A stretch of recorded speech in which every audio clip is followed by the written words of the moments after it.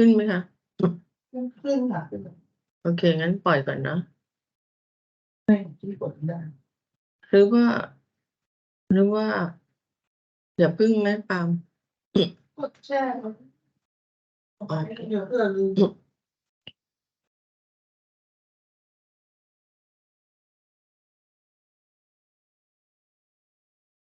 ร. เลเข้าแล้ว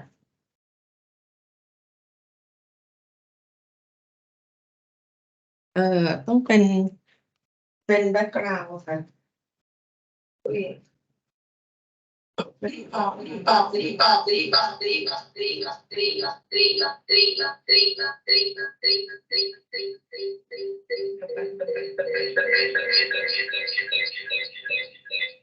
Just close the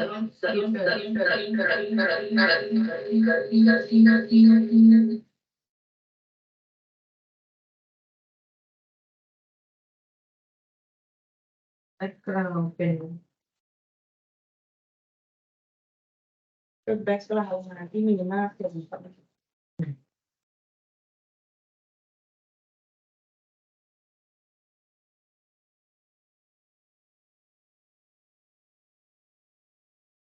rundown will be Dr. Lay, Dr. Sahi.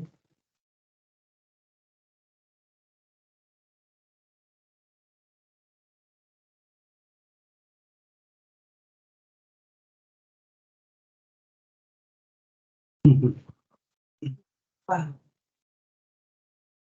อ๋อเดี๋ยวต้องลงที่แค่หน้าจอที่จะเป็นตัว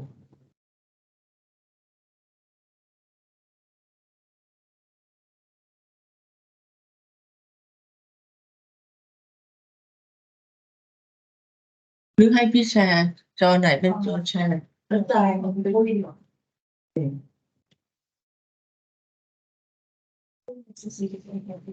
กำลังส่ง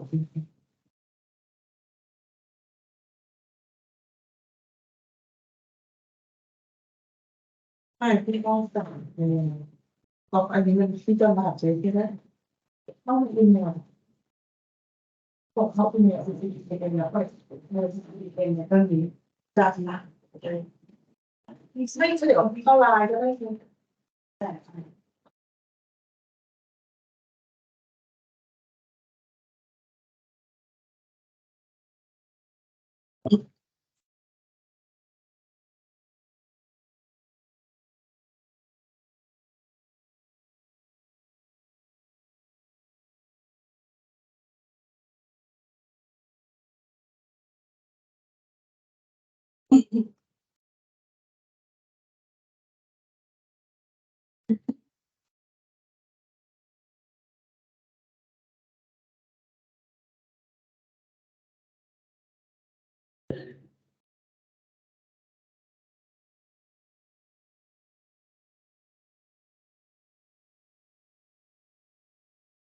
อันนี้เราต้องเปิดเสียง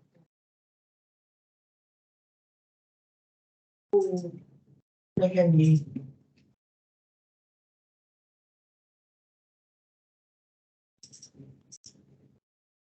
มันก็ไปนี้แบบ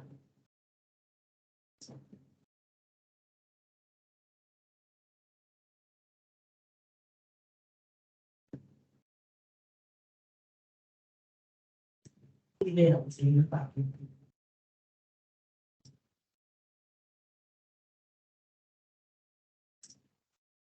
เป็นพี่ได้เรียน Hello, good morning.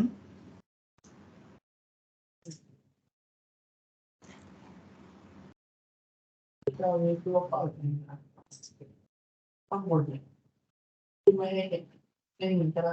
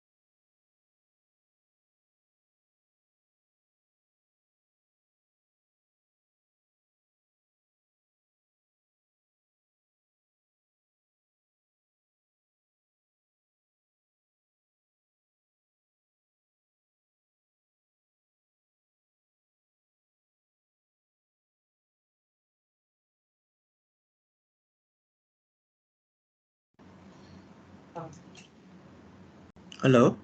Good morning. Dr. Kamorat, can you hear me? Yes, Prof. Yes, Okay. Prof. Yeah. Hello. So when are we going to start? We'll start in about 30 minutes to go, Prof. 40 minutes. No, you will start Oh, at, I mean, my talk will start at 10 o'clock. Is it? I think that I thought it's 9:30. yeah, it's 9:30. But Okay. it right now in Thailand is 12 Oh, I see. o'clock. I see. 12 o'clock. I see. I forgot about the time difference. Sorry. Okay. Sorry. So it's 12 minutes to be 9.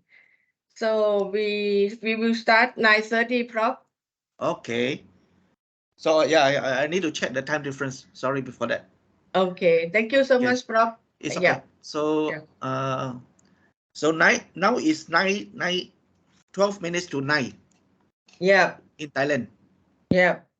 So it's about 8:45 now. What is Yeah. the time? It's about 8:48 now. Oh, 8:48. Yeah. Okay, good. So I need to wait for another 45 minutes, huh? 45 Yeah. minutes. Because we have a lot of participant online, so we better wait. Dr. Yeah, Jude good. is with us. Dr. Sure. Jude, Professor Dr. Jude, the Vice Chancellor of University of Bangladesh, University of Liberal Arts Bangladesh is with us in Okay, good. SDOU. Yeah. Sure, it's Yeah. okay. So Yeah. just wait for another 45 minutes. Thank you very Okay. much. Thank you, Okay. Prof. Thank you. Sure.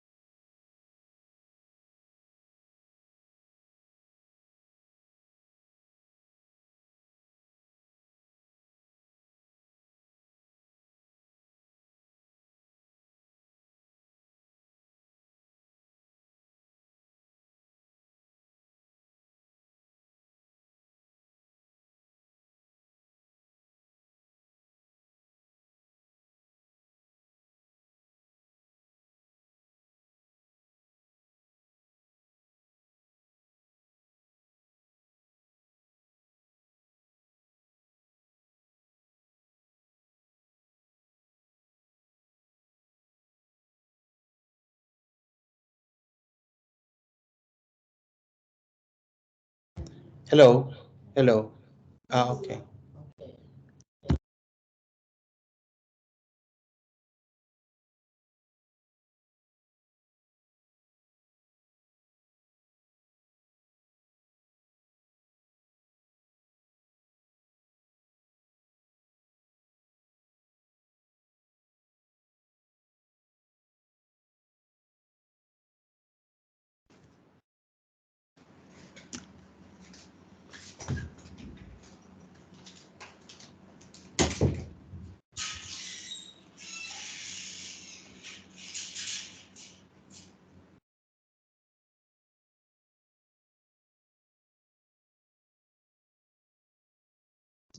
อาจารย์คะเอาลิงก์ไปแปะที่ทีมมสทด้วยค่ะ ไม่งั้นจะไม่มีใครเข้ามาได้ นี่มาจาก CCDKM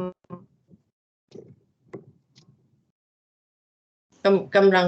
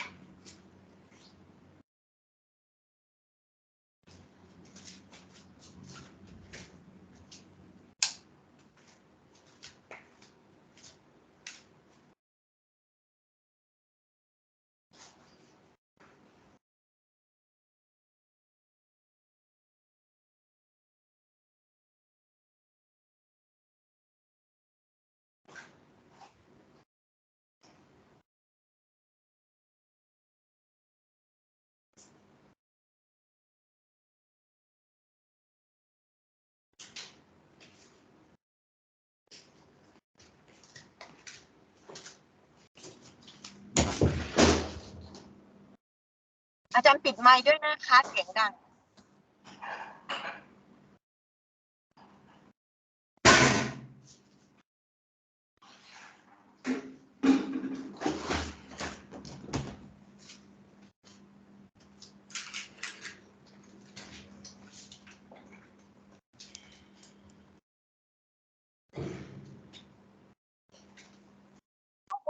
น้องปุ้ยปิดไมค์ด้วยลูก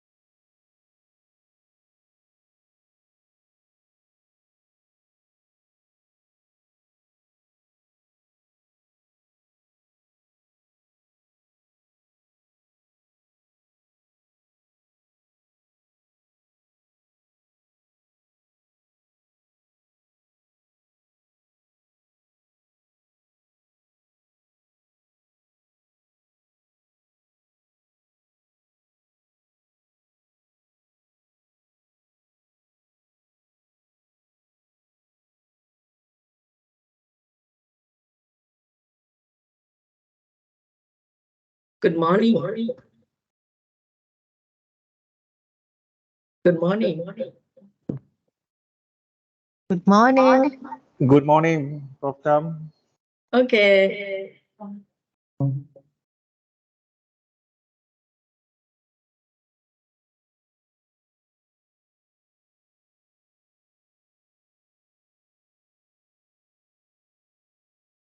Good morning, friends.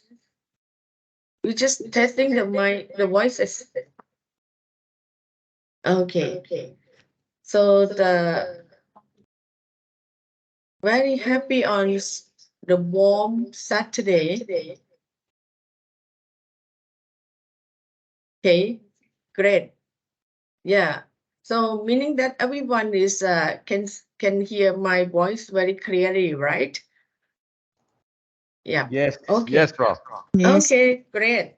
So we can start the warm Saturday together. Today is very honor for our School of Communication Arts of STOU, Sukhothai Thammathirat Open University. We have with me, beside me, sitting near me is the Vice Chancellor of the University of Liberal Arts, Bangladesh, the Pro Vice Chancellor. Dr. Jude, may you please say good morning to everyone, please? Yeah, good morning. Good morning to everyone and welcome to this workshop. Thank you, Pro Vice Chancellor. He's a best friend that we used to work together about the grassroots community in the farming community for long. And Dr. Jude is also the one among the outstanding fellow of Asia Fellow Foundation. So today in SUU is quite busy, because next week we are going to have the opening semester. And then this weekend we have some of the orientation and also the volunteer student club from all over the country to come to STOU for the welcome the freshie with them, kinds of. And then our today's training, it will be kinds of chatting, discussing, and some technique among all the guru. That is all the honor friend from many university. That's of them, most of them is already been the big professor, no? So they have done a lot of e-publication. So that's why this morning it's very honor for our small School of Communication Arts in SLU to welcome you all to have some brain food together and then share the experiences. So you can inbox to us whatever you would like to direct consult to our professor in the whole day. So it will be very very flexible. So let's see that what would be going on in today. In today, Dr. Kan Bunseli, the Dean of the Communication Arts STU, is assigned me to be his representative in sharing this workshop, because he has to join the university orientation today. So that's good. So we all can be very flexible. And then currently we have some of the honor participants to join us also, like we have PhD candidate Dr. Tosapon with us. Dr. Tosapon is from USA. Dr. Tosapon, would you like to greet us something? Okay, now in Boston, it's kind of at night time. Okay, good. I say good evening, everyone. I'm very happy and feel pleasure to participate in this kind of discussions. Welcome Yeah. to our discussions. Thank Yeah. you.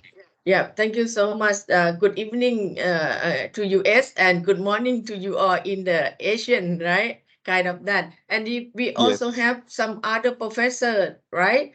Dr. Tuwachai and Professor Suri and many of you. So let's see what should we do together.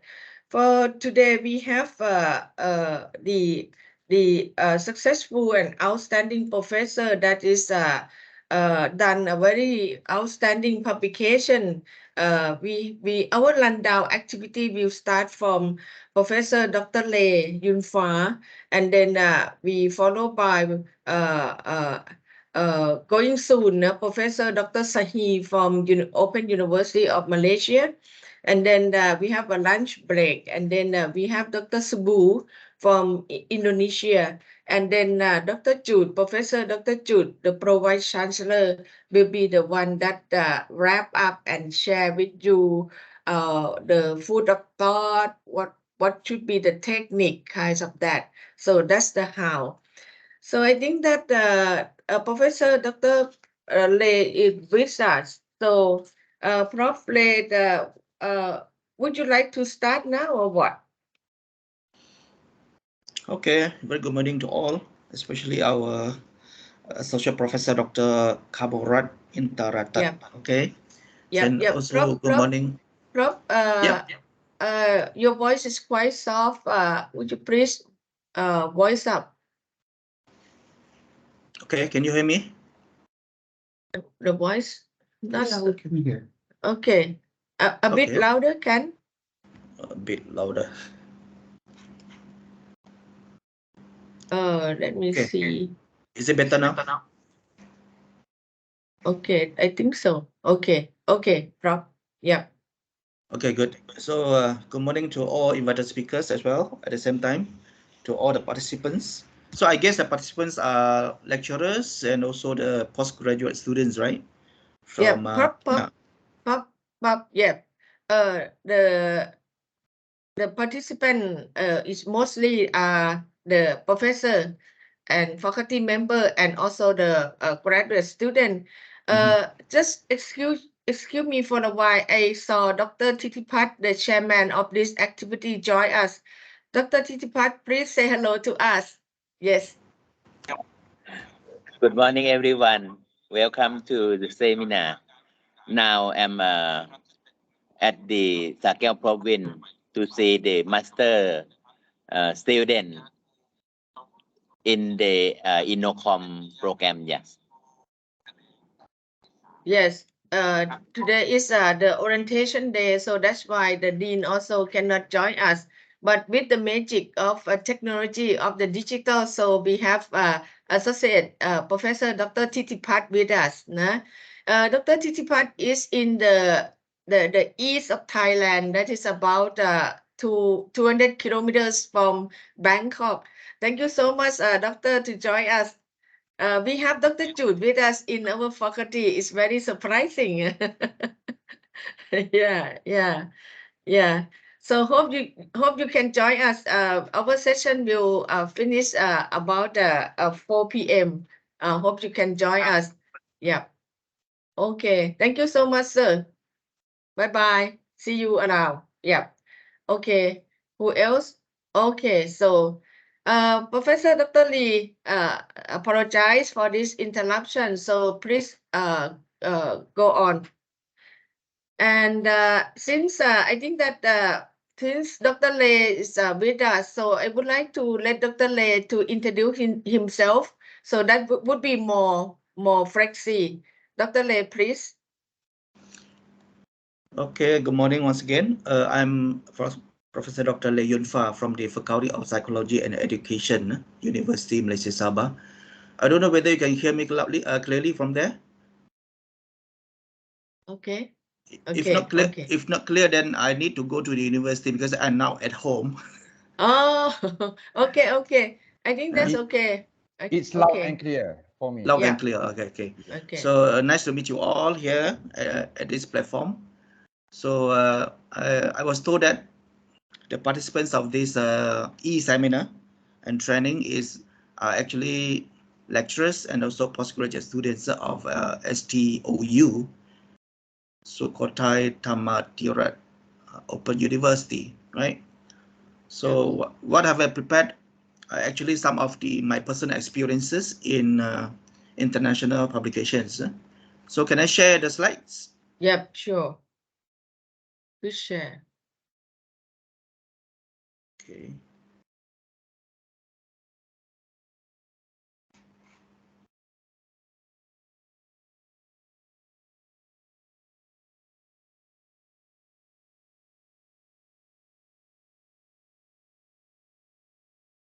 Can you see it? Yes.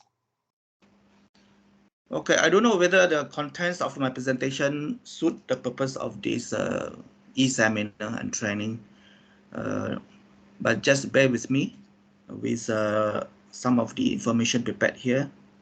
Professor, you enlarge your screen, can you? Sure.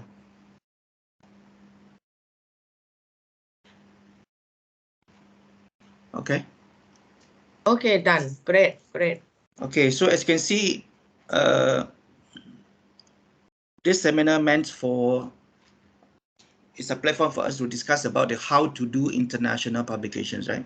So that's why I said I just need to share my personal experiences in international publications. But before we further discuss about how to do international publications, definitely we need to know why do we need to publish. So just bear with me with some of the just as a start to motivate our students, especially postgraduate students, to publish internationally. So as you can see, these are the two cartoons that I need to share with you. So the first cartoon is he didn't publish, so he perished. So this is the term normally used in among academia. If you didn't publish, so you'll be perished. Okay. The second cartoon is Professor McWheat didn't publish, so perished. So it shows us the importance of publication among academia, right? This cartoon, you can see there is a professor, okay, with a briefcase full of rejected papers. Okay. So can you please check under the publish or perish category? Son, I don't see your name here. So the message from this cartoon is actually that it's okay if our submitted papers have been rejected by the editors or by the journals. But what we need to do is keep on publishing and keep on submitting papers for publication. So this is the spirit that we should have as academia. Okay. And when we look at the evolution of academia, so initially, all lecturers or all academic staff are actually encouraged to publish, and later on, publish or perish. So you need to publish so that make sure that you will not be perished. And the third one is publish in high impact journals or perish. So you can see that the demands for academia to publish internationally is getting more and more, higher and higher. And lastly is publish frequently in high impact journals, and maybe you won't perish. So now we need to publish frequently in high impact journals. So this is the expectation for academia in the world. So what is publish and perish is a phrase coined to describe the pressure in academia to rapidly and continually publish academic work to sustain or further one's career, right? So we have no choice because we are academia. So we need to rapidly and also continually publish academic work to sustain or further one career. So there's no other shortcut if we want to be promoted. So and to sustain our academic position, so we need to publish. Okay. So frequent publication is one of the few methods as scholars disposal to demonstrate academic talent. So this is how we demonstrate academic talent. We need to publish frequently, right?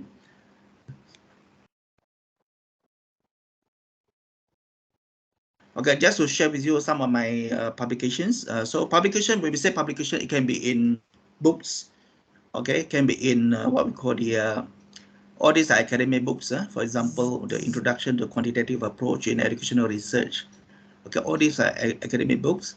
You can also publish your research findings in book chapters. So for example, this one, Science Education in East Asia, Pedagogical Innovations and Research Informed Practices, and also Evolution Education Around the Globe, published by Springer. So this is, and also we can publish our research works in academic journals, refereed journals, for example, Journal of Baltic Science Education, and these are some of the examples. And we can also publish our students' work. I mean, what I did, students' thesis will be transformed into books. So to make it ethically right, the students will be, my students will be the first author, and I will be the second author, the co-author of the book.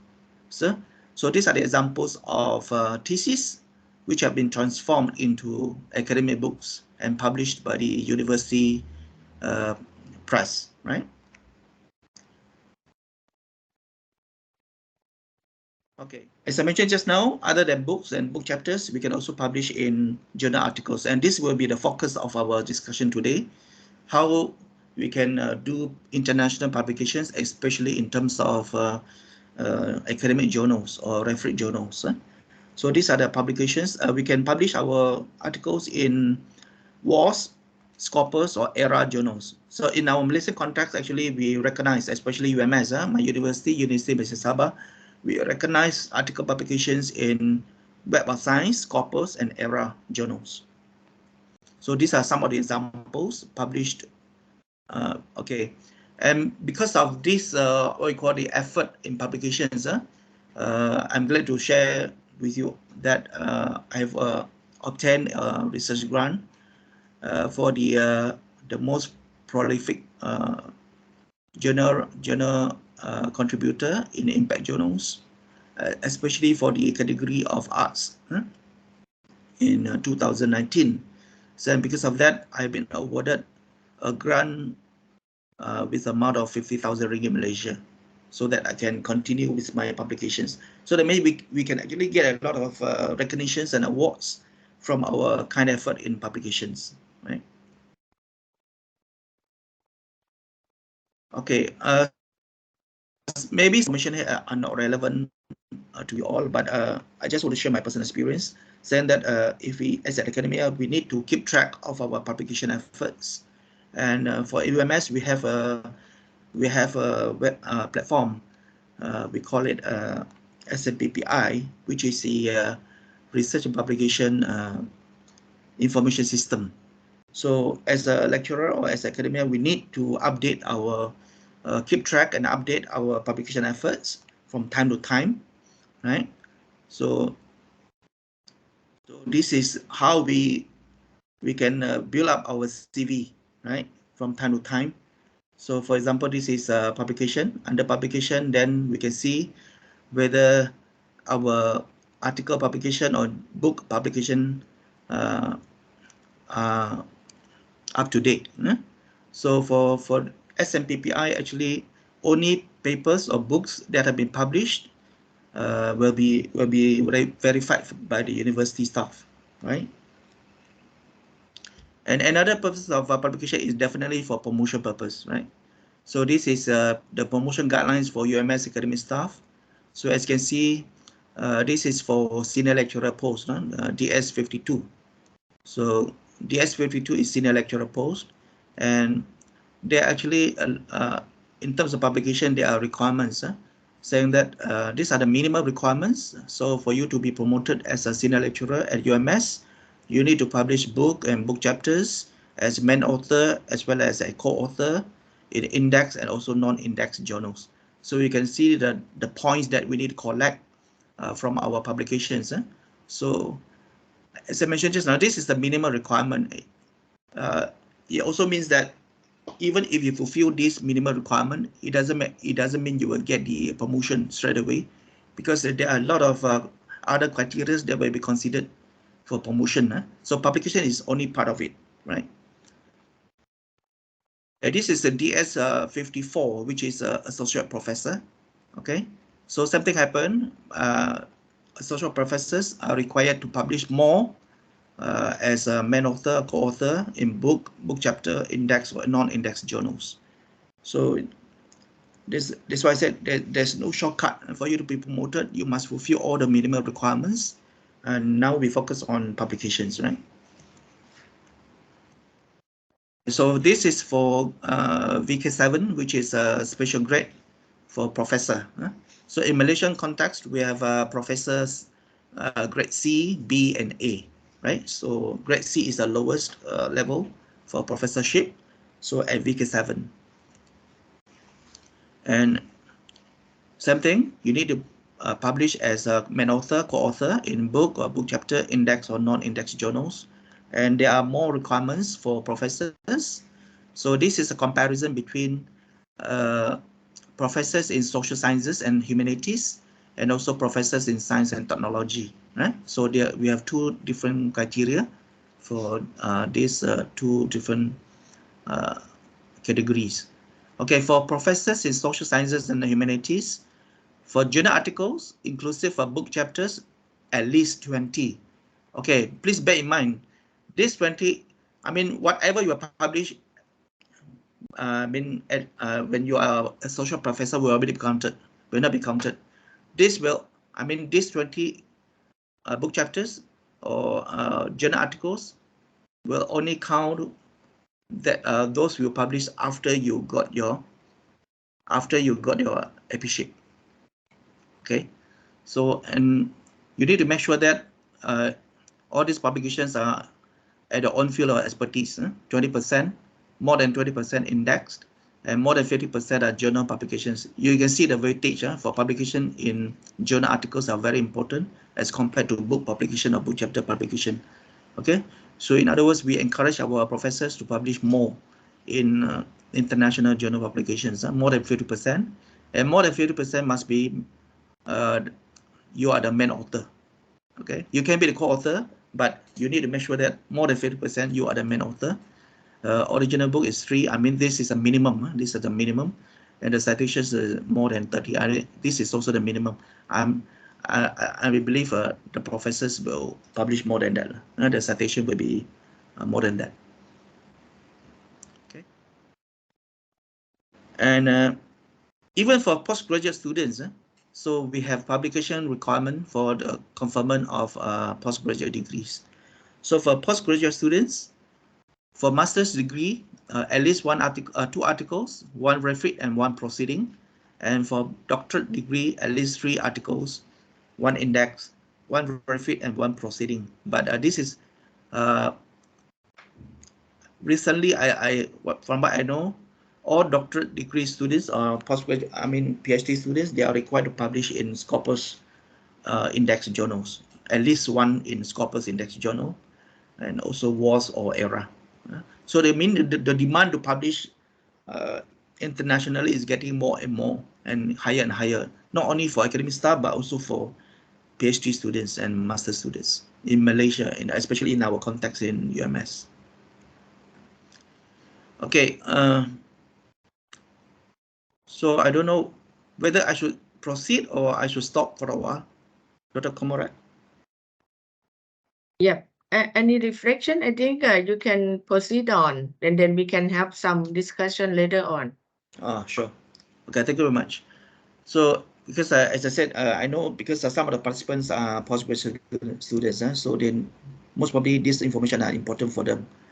Okay, so what are Scopus and ISI index journals? So this is our focus of our discussion.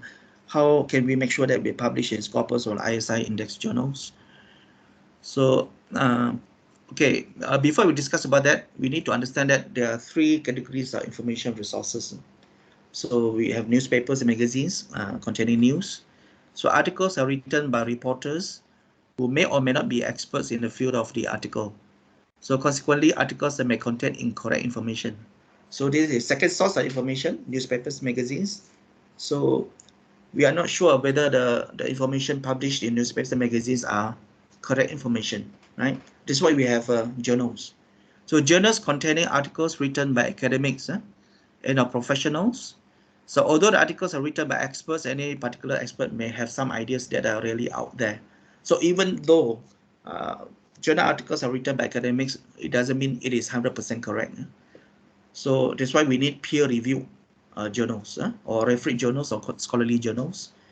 So articles are written by experts, reviewed by several other experts in the field before the article is published in a journal in order to ensure the article's quality. So this is normal in academia. We can be the peer reviewers for other academic journals, and at the same time, if we want to publish also, we must make sure that our manuscripts are up to the level, so that because it will be reviewed by other peers in the same field of expertise. So articles more likely to be scientifically valid, reach a reasonable conclusion. That's why we need to publish articles. Okay.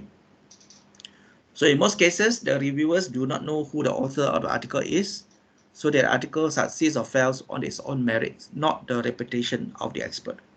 Okay, even we are professors, if we submit an article, it can be rejected as well. It's not because of our reputation, but it's because whether the article is up to the level or not, or succeeds or fails on its own merit, not because of the reputation of the contributor.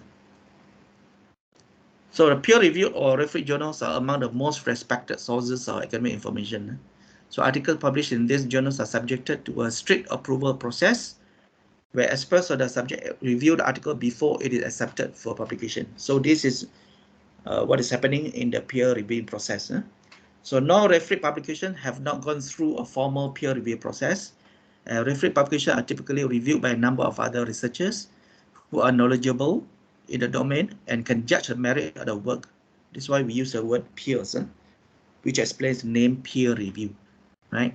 So we expect the reviewers are also experts in the same field of expertise as the contributors, so that they can give genuine and also sincere comments and suggestions to improvise the manuscripts. Okay, Scopus.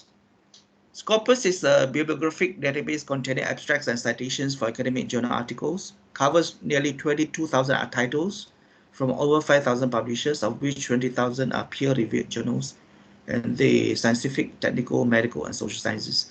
So we need to make sure that our articles are published in Scopus or WAS or ERA index journals, because this is one of the criteria used in measuring university standing. Now we talk about university standing, the ranking of universities. So whether the academics or the postgraduate students publish in Scopus journals or not.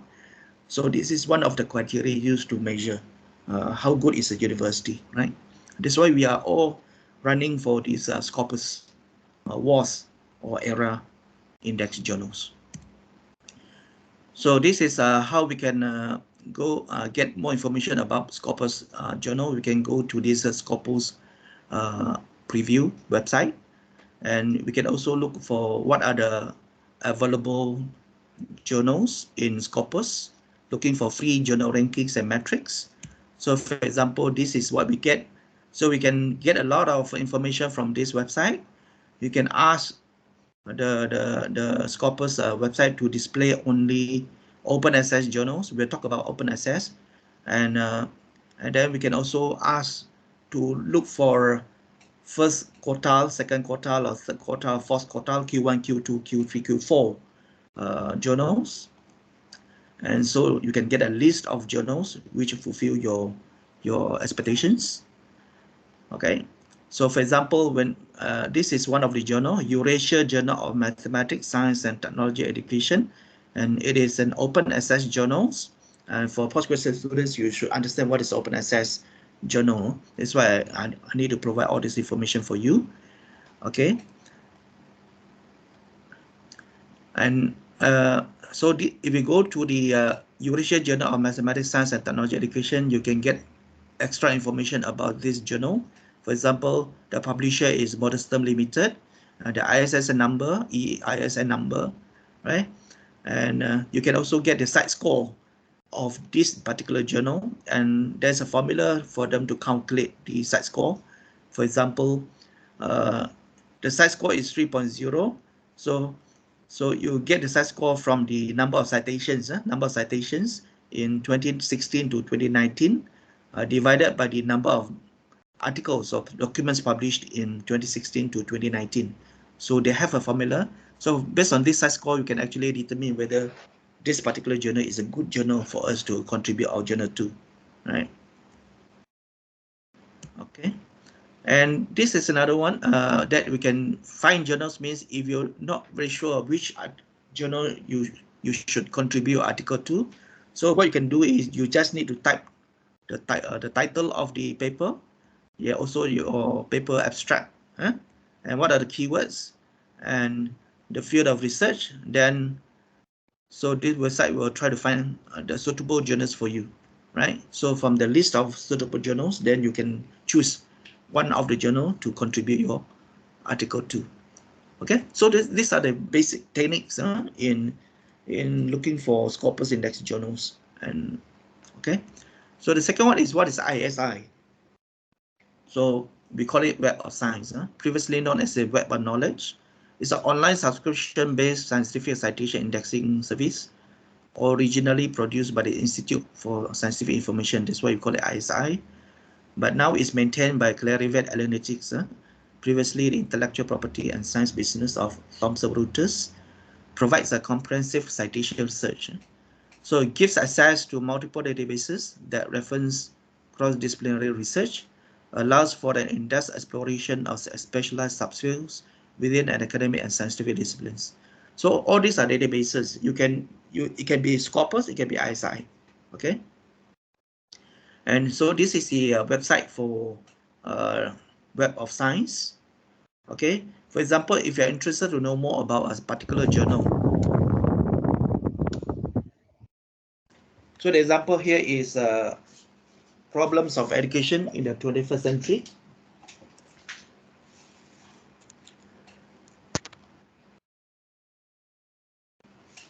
Then you can get more information about the journal. Okay, as you can see, problems of education in the 21st century is the publisher is Scientia Socialis, which is a Lithuanian journal, and it is under Emerging Sources Citation Index. And the third one is what we call ERA. So ERA is Excellence in Research for Australia.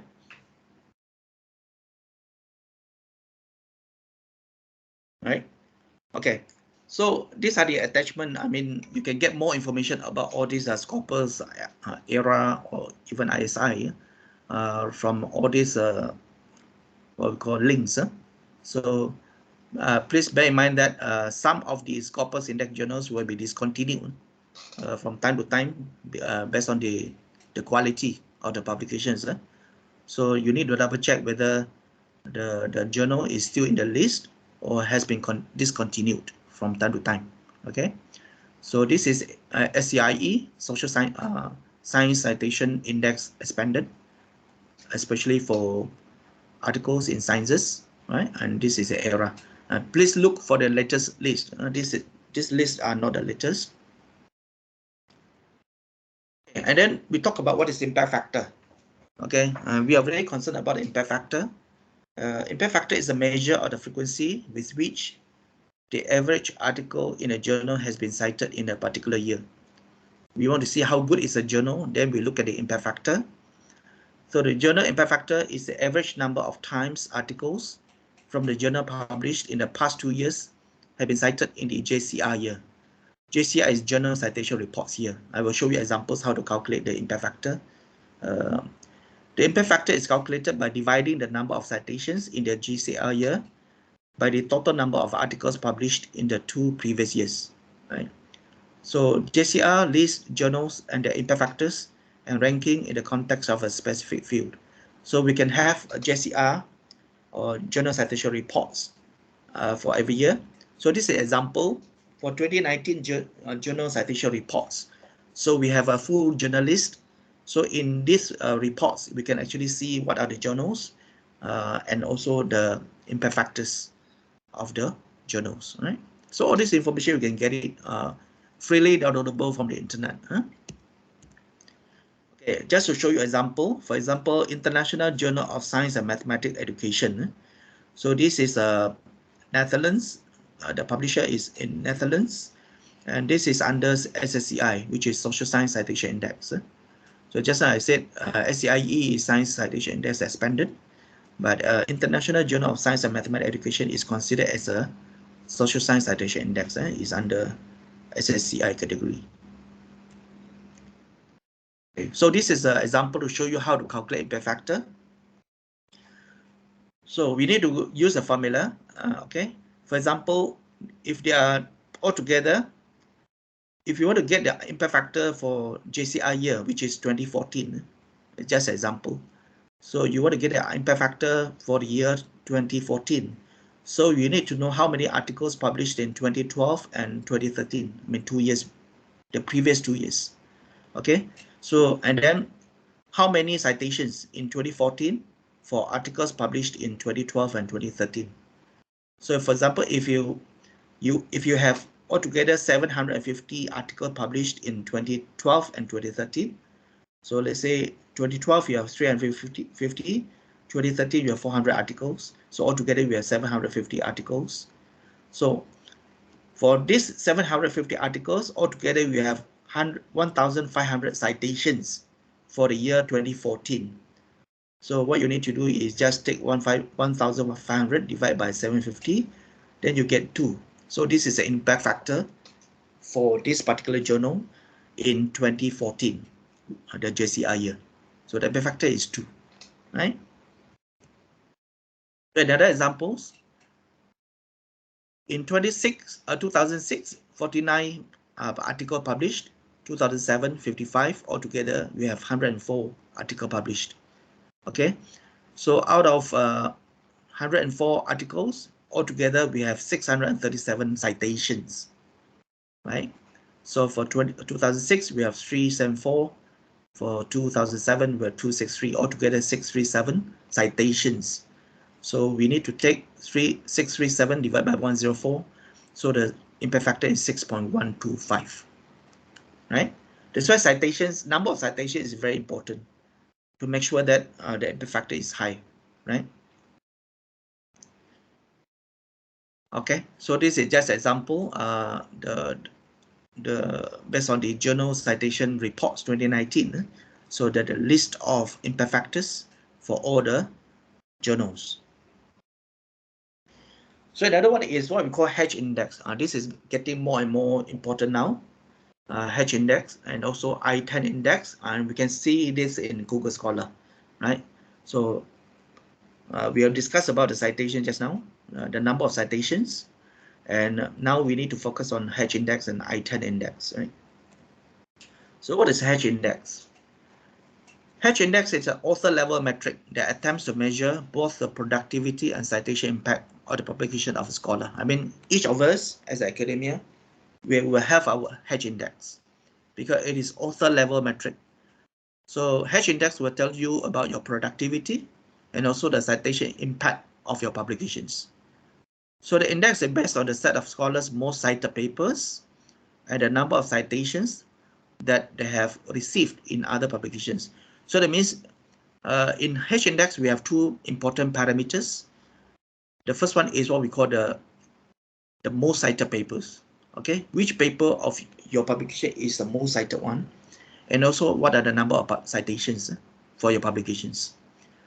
So the index can also be applied to the productivity and impact of a scholarly journal as well as a group of scholars, such as a faculty or university or country. Just as I said, Hedge Index is author level metric, but at the same time, you can also use Hedge Index to understand or to represent the productivity and citation impact of your scholars, of your faculty members, or even for your university staff, academic staff.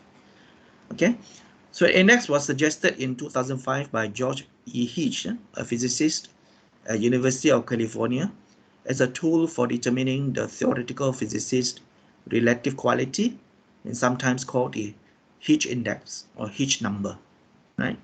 And nowadays, as I mentioned just now, Hedge Index is getting more and more important, right? So when you go for interviews for promotion, so most probably they will ask you your Hedge Index, right? Because this is a very good indicator of how productive you are and also the impacts of your publications. Okay, so this is a formula used to calculate H index. Okay, so a scientist, a researcher, okay, has an H index 9 if his top 9 most cited publications have each received at least 9 citations. I try to understand this definition. So if your H index is 9, it means your top 9 most cited publications have each received at least 9 citations. Okay. If your H index is 13, it means your top 13 most cited publications have each received at least 13 publications, citations, and so on. As I said, there are 2 parameters, right? One is number of citations, and another one is the number of most cited publications. Okay, example. So you look at this, for example, this one you have altogether, we have 12 publications, altogether 12 publications. And we have actually ranked your publications based on the number of citations, right? For example, the first publication, okay, the first publication, you have 87 citations, right?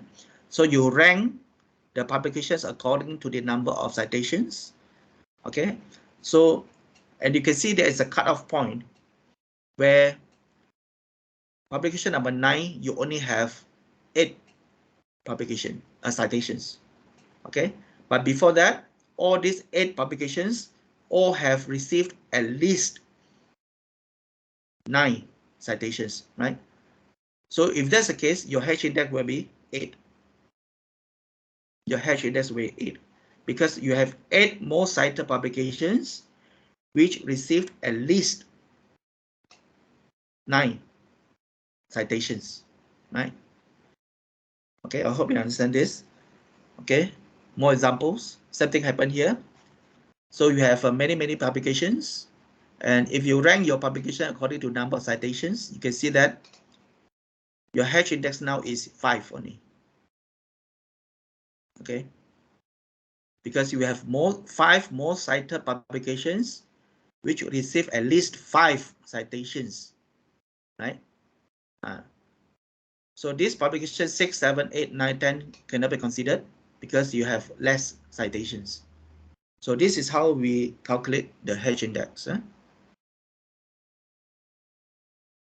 Okay, so this is a summary.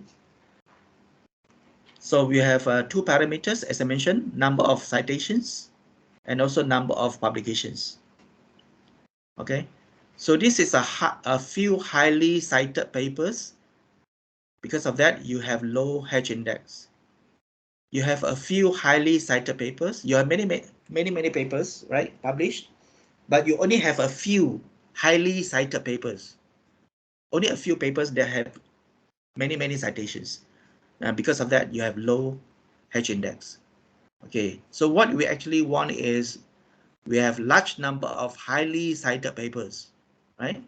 Then you can have high H index. Large number of highly cited papers, a lot of papers published, and most of the papers are highly cited.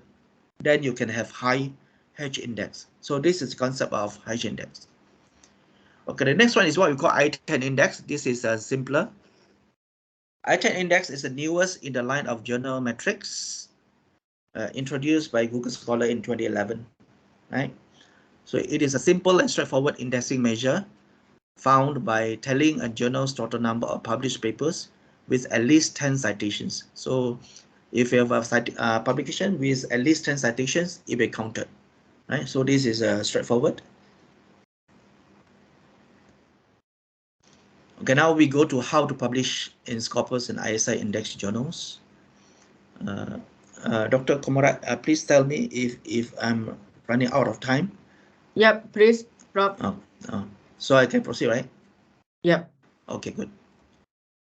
Okay, now we go to open access publishing because now there's a hotly debated issues in publication, international publication. We talk about open access, we talk about predatory journals, right?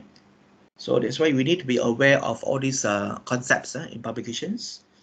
So when we say open access publishing means research outputs which are distributed online and free of cost or other barriers, and possibly with the addition of a Creative Commons license to promote reuse. I mean, it is free for everybody.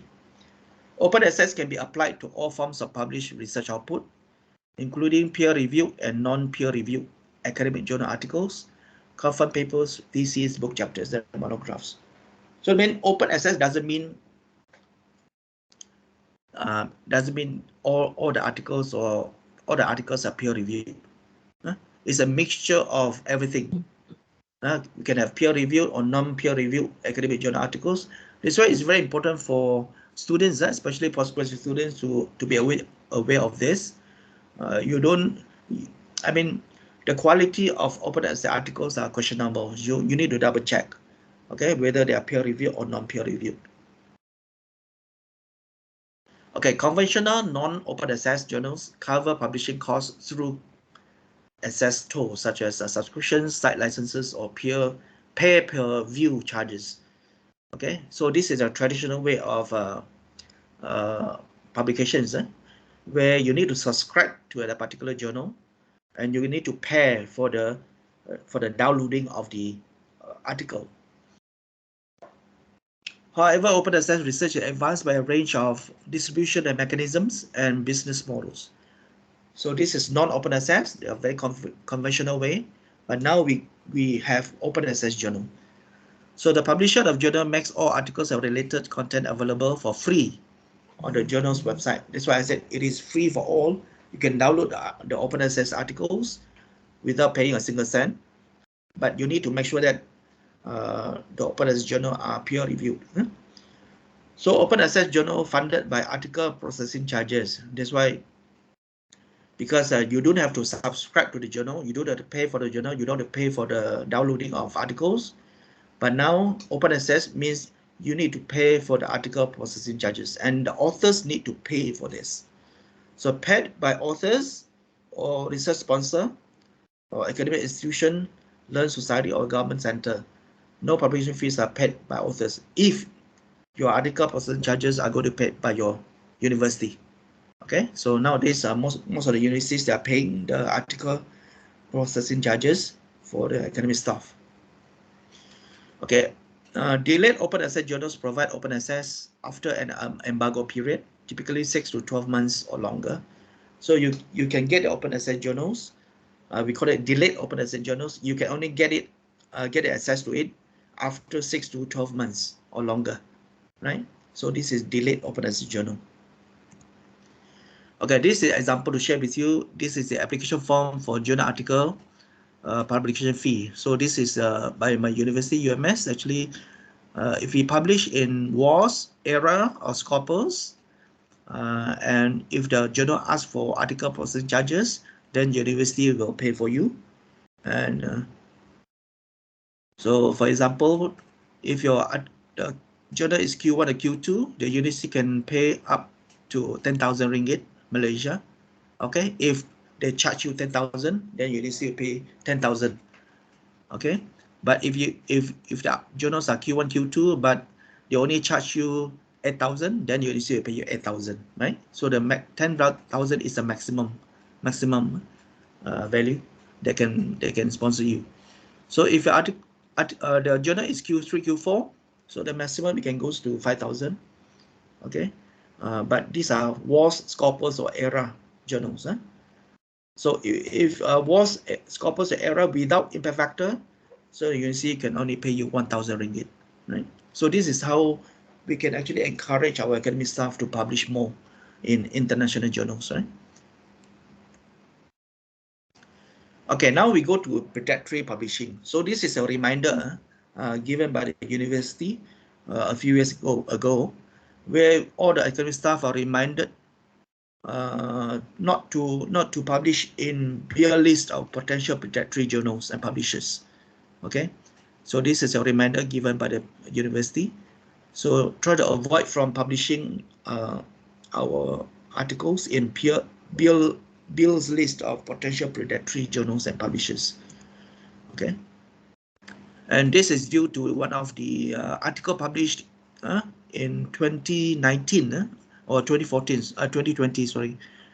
So predatory publishing is corpus evidence on cross-country differences. So this article, you can get a copy of this article and read it thoroughly. So this article actually highlighted on the predatory publishing. Okay. So as you can see here, 172 countries in 4 fields of research indicates that there is a remarkable heterogeneity in the most affected countries, including Kazakhstan and Indonesia. Around 70% of articles fall into the predatory category. So just imagine, if you have 100 publications, 17 are considered published in predatory journals. While some other countries have no predatory articles whatsoever, countries with large research sectors at a medium level of economic level development, especially in Asia and North Africa, tend to be most susceptible to predatory publishing. So we need to be aware of this and try our best not to be the victim of this predatory publishing. So Arab, oil-rich, and also Eastern countries also appear to be particularly vulnerable. Policymakers and stakeholders in this and other developed countries need to pay more attention to the quality of research evaluation, right? So this is just to show you the intensity of the color shows you how serious is predatory publishing in the country.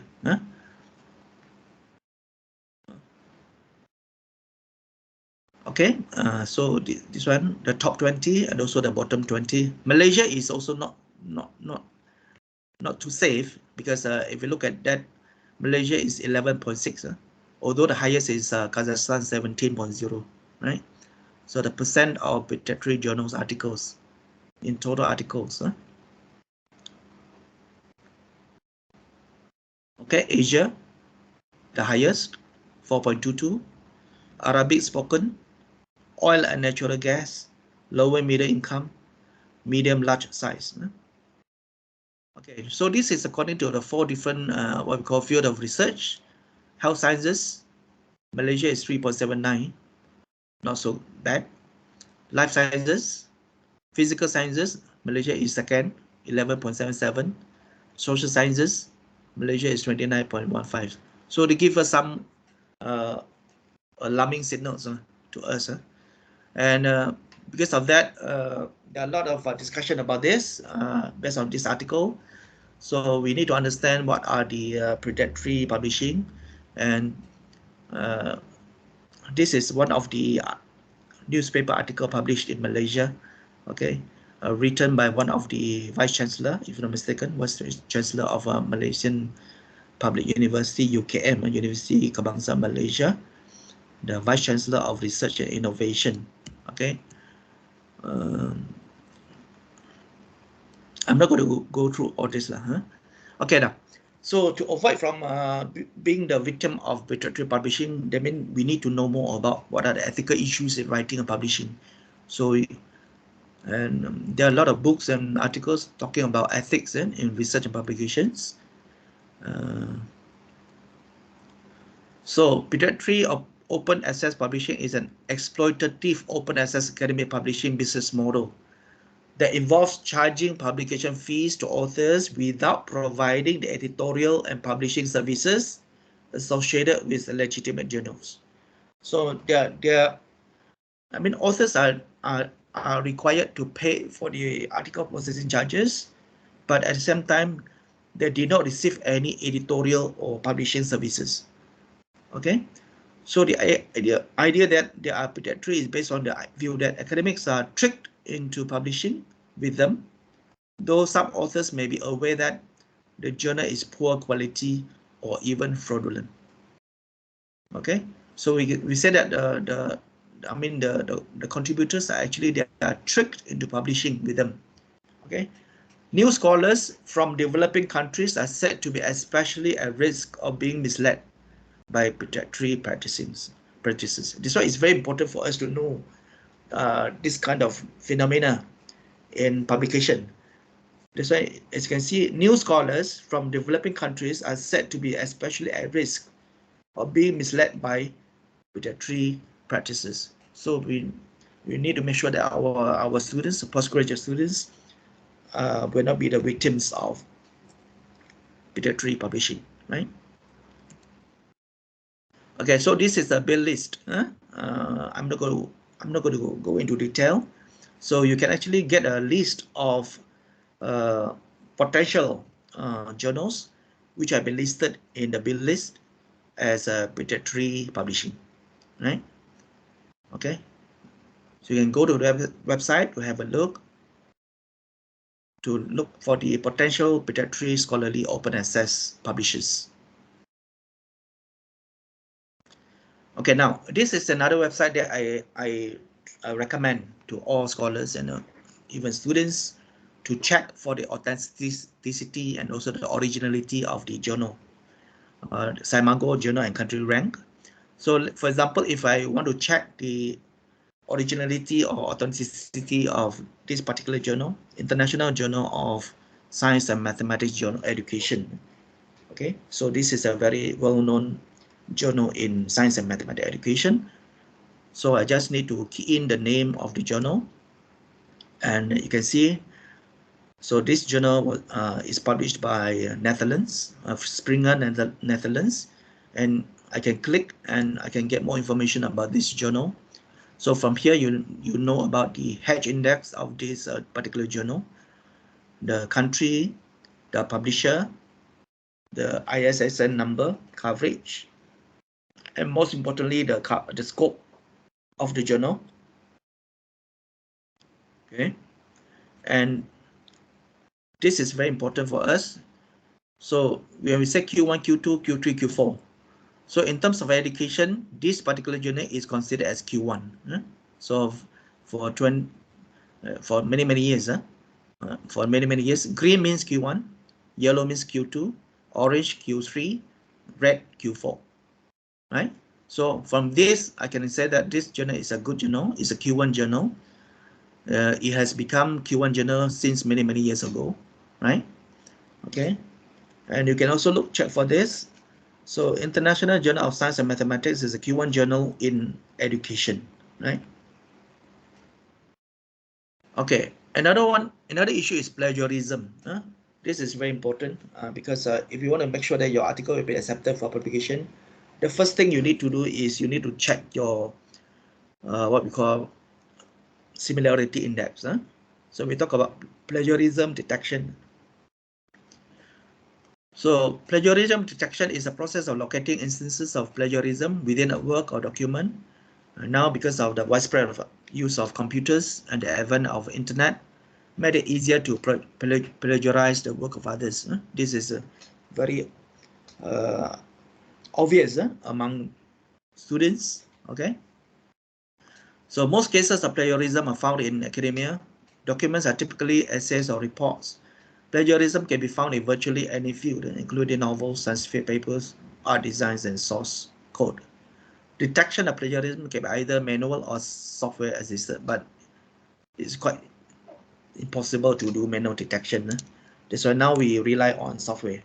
Software assisted detection, we use Identicate or Turnitin, allow vast collections of documents to be compared to each other, making successful detection much more likely. So to ensure that your articles or manuscript will not be technically knocked out after you submitting, after your submission. So it's very important for you to check your similarity index by using Identicate or Turnitin. Okay. Okay, this is just an example of report, Turnitin originality report. So as you can see, the similarity index is 23%. So in our context in Malaysia, especially UMS, any manuscript with similarity index of 30% and above will be rejected. Okay, we can only allow manuscripts to be processed or to be reviewed if the similarity index is less than 30%, right? So for this example, 23% is considered okay, right?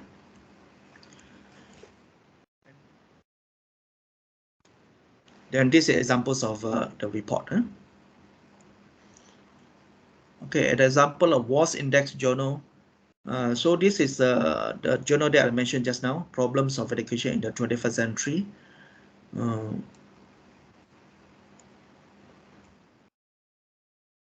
Okay, I'm one of the editorial board members. That's why I try to promote this particular journal to everybody in education. So we can check the abstracting, indexing, and listing of the journal. So as you can see, this journal is Q3 in education. It is categorized as Emerging Sources Citation Index, Web of Science, by Clarivate Analytics, but has been discontinued from Scopus after 2019. You can see Scopus from 2017 to 2019, yes, but after 2019, it is not considered as a Scopus Index journal, but it is still under Web of Science. Okay, so these are the aims and scope, and these are the I mean, this is for you to, if you want to submit an article to this particular journal, you need to understand what are the requirements of the journal. So the author's info, etc. Okay, as well as the article processing charges. As you can see here, the amount of article processing charges, APC for PEC. PEC is a Problems of Education in 21st Century, 15 euro per page, A4 size. And PEC is committed to keep its publication charges at a minimum level. So, as I said, you need to pay for some of the open access journals, but what is important is you need to make sure that what you pay is worthwhile. It's a good journal for you to pay, and not pay for predatory journals. Okay, one of the this is the acceptance rate. For example, for 2019, for regular issue of this particular journal, the acceptance rate is 29%. Just imagine, if predatory publishing, definitely they will publish whatever you want to publish. If they receive 100 articles, they will publish all the 100 articles because they are making money out of the submissions, right? But for this particular journal, the only the acceptance rate means the percentage of the articles will be published is only 29%. It's about 1/3. It's about 1/3, or even it's about 30%. So the rest will be rejected due to low quality, right? So this is one of the criteria that we can use to judge whether a particular journal is got a good journal or not. Okay. Okay, publication manual. This is very important. Another issue for, especially for postgraduate students, you need to make sure that the reference list is according to the publication manual of the APA style, American Psychological Association. This is very important because this will give you a first impression of your how serious or how good is your work, especially in the reference list. Whether your list of reference fully comply with the recommended format of APA style, right? Okay, I think I will just skip all this.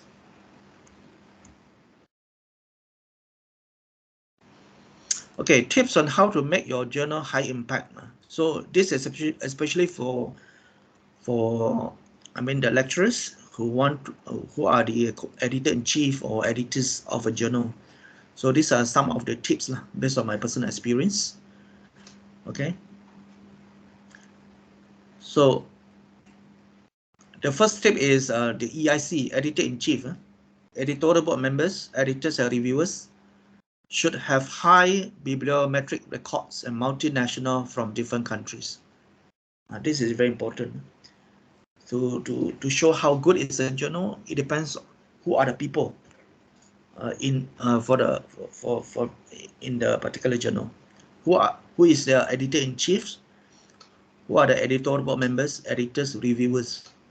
So they should have high bibliographic records, bibliometric records, and multinational from different countries. The authors are multinational from different countries as well. If you consider it's an international journal, so the authors should come from all over the world. Okay, on-time publications, right? And the journal website must highlight information on publication ethics and malpractice statement. And also the acceptance rate, as I mentioned just now, is about 20 to 30%. So these are just some of the tips that can be considered in making sure that your journal is considered as high impact. Okay, I think these are not important anymore.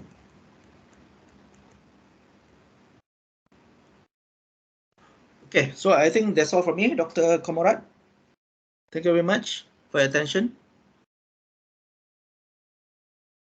Yep, Professor, I think that the last tip is very important to make very high impact.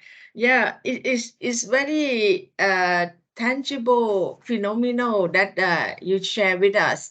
I think that some of our participants would like to share with you too.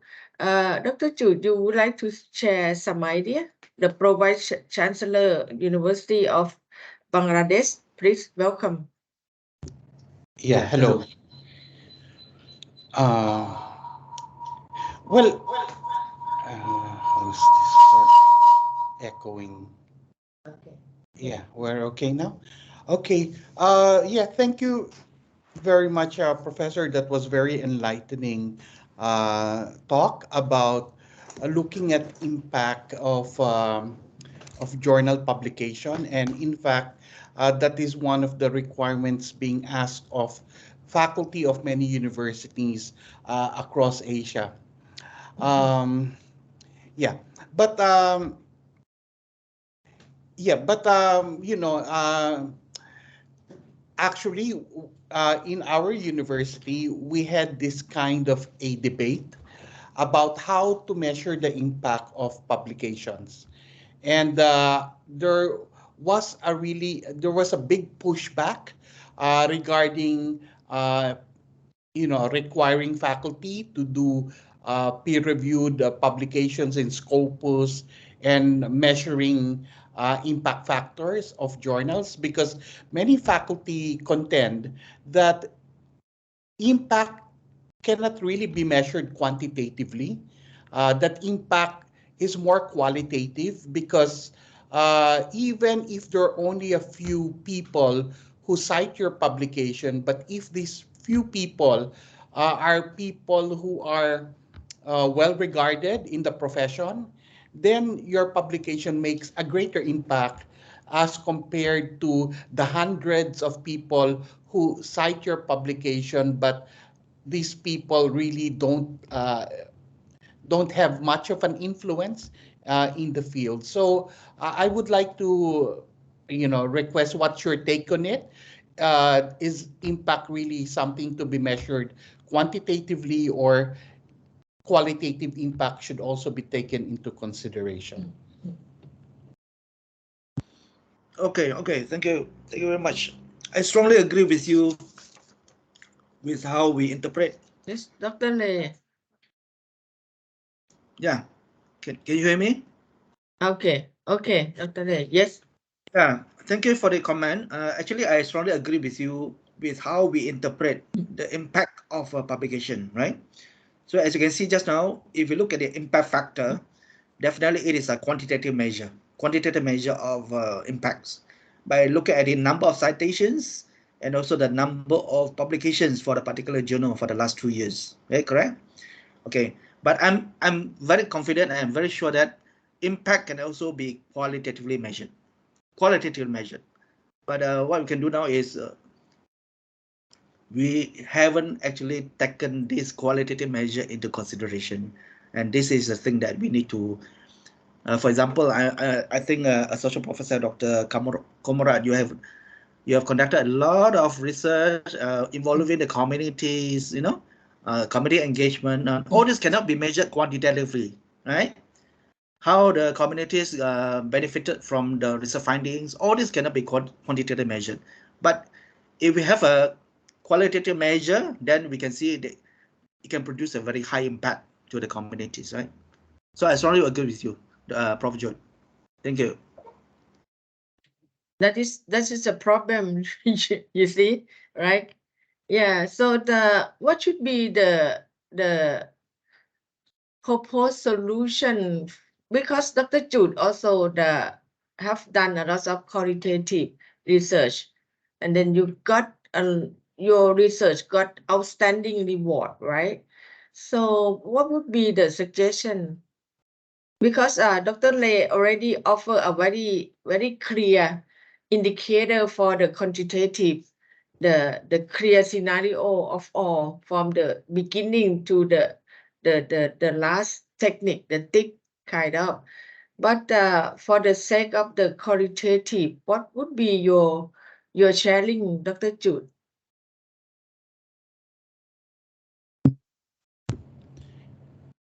Yeah. Well, uh, it is really because when we talk about qualitative, it is hard to put a universal standard to it because, yeah, as Dr. Lay said, it is difficult to measure.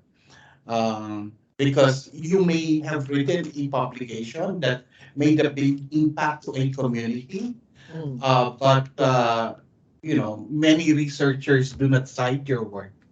Uh, you may have written something that has spurred the discipline towards a certain direction in a philosophical way, but many people do not cite your work.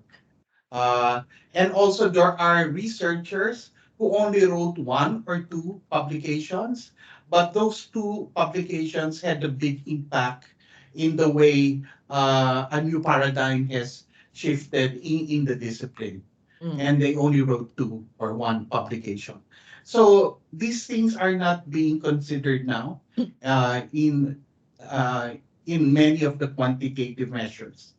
And we also know that many quantitative measures, they are, they can be manipulated in one way or another. And that's why it really has to be seen or assessed with greater rigor. It's like we should not simply accept that, you know, uh, this faculty had a high H index or high I index, and then immediately promote the faculty or immediately give a high salary increment to the faculty, because these things have to be assessed, and because these things can also be manipulated. It's not like something that we can give a solution to, because this is a system that is still on the verge of being improved. Yes. Yep. Yep. During your discussion, Dr. Jude, I thinking about your latest work on the research mixed method of the SDG communication in SDG, kinds of that. You mix between the quantitative and qualitative together, and it's come out to be kinds of the qualitative proposed to the United Nations for the further SDG 18.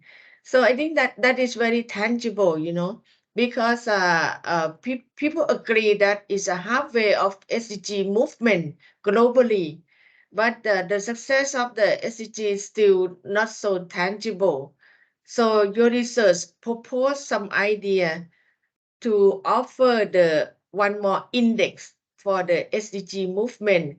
It seems to be like a more, even though it's qualitative, but it's more tangible in the sake of this qualitative and quantitative. What you learn from this work of yours? Okay, I think hello. Okay, so it's our work. Is first of all, basically, what Dr. Kamalrat is talking about is a book that was edited by Professor Hans Servais, and Jamil Yusau from the Harvard Kennedy School. Basically, the book was arguing that the SDG, as because there are now 17 SDGs, it's saying that it did not recognize the importance of communication for the success of the SDG, and therefore uh, we have to add SDG 18, which is communication for all, because if people don't have the freedom to communicate, then sustainable development goals would not happen at all. Now, Dr. Kamal Ratti and I, we wrote one chapter in that book, and we were talking about um, universities and how they contribute to the SDG. And one of the main things that universities are doing is communication, because universities really are hubs of information, hubs of networking, and therefore they do a lot of communication work. But these communication work are not being recognized by any ranking body. And therefore, we try to devise a way wherein it can be measured, um, how, giving recognition to universities in communicating the SDG, because universities are very important really for the SDGs to happen. But again, if we talk about ranking, usually ranking is a quantitative endeavor. And therefore, it's about counting how many times, how many posts on social media, how many publications the university does, what they write in their websites, also their publications on communication and SDGs, and maybe also their education, how many trainings on SDGs, how many programs on SDG. So it's really quantitative. But then again, that's a question. You do a lot, but what is the impact of what you have done? So I think that was the limitation also of what we have done in the publication, because we were simply counting what universities are doing, but not really measuring the impact of what they have done. Because some universities may do so many things, but the impact may be minimal. But some universities might just do one or two things, but the impact would be great. So that is also one measurement that needs to be improved.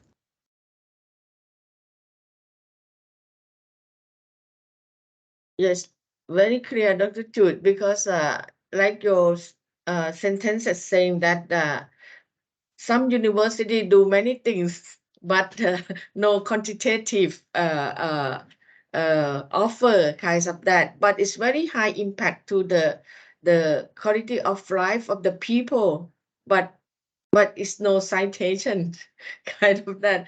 So I think that is very a dilemma of the academic world, right? That's I don't know to be happy or unhappy, but with the scholar today, I think that especially you all is a full professor in kinds of communication, education, psychology, and management. I think that we all gone far in this kinds of uh, questioning index kind of. Once we saw what Dr. Lei shared with us this morning is all clear, but it's all quantitative, right? So that is the reason why we invite Dr. Lei to share with us, because the academic world seems to be more quantitative, kind of that. But I do agree, anytime that I read any paper of the quantitative, it's very clear, right? The numbering is very clear, percentage is very clear. But for the sake of my work in quantitative world, it's very touching, It's very touching to the hearts of the people but it's none of the touching in statistic.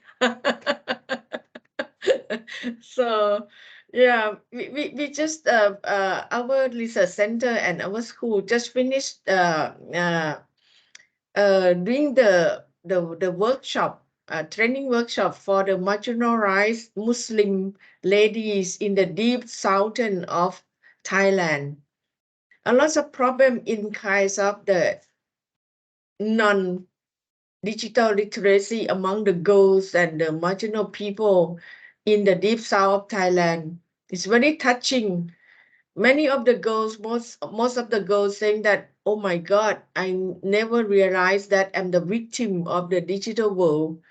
But no statistic kinds of that. So okay, I think that under hands of you all, the guru in this forum, I think that we might have some further thinking about or the movement ahead for the new scholar. I do agree with Dr. Lei saying that the new scholar in the developing countries, including Thailand, we are the victim of the tricky publication. Yeah, that is a problem. I don't say that it's not only the new scholar, even the old scholar like me and like many of my friends, we are not educated in kinds of international publication, especially the open access journal. It's very mixed up. It's a huge number of that.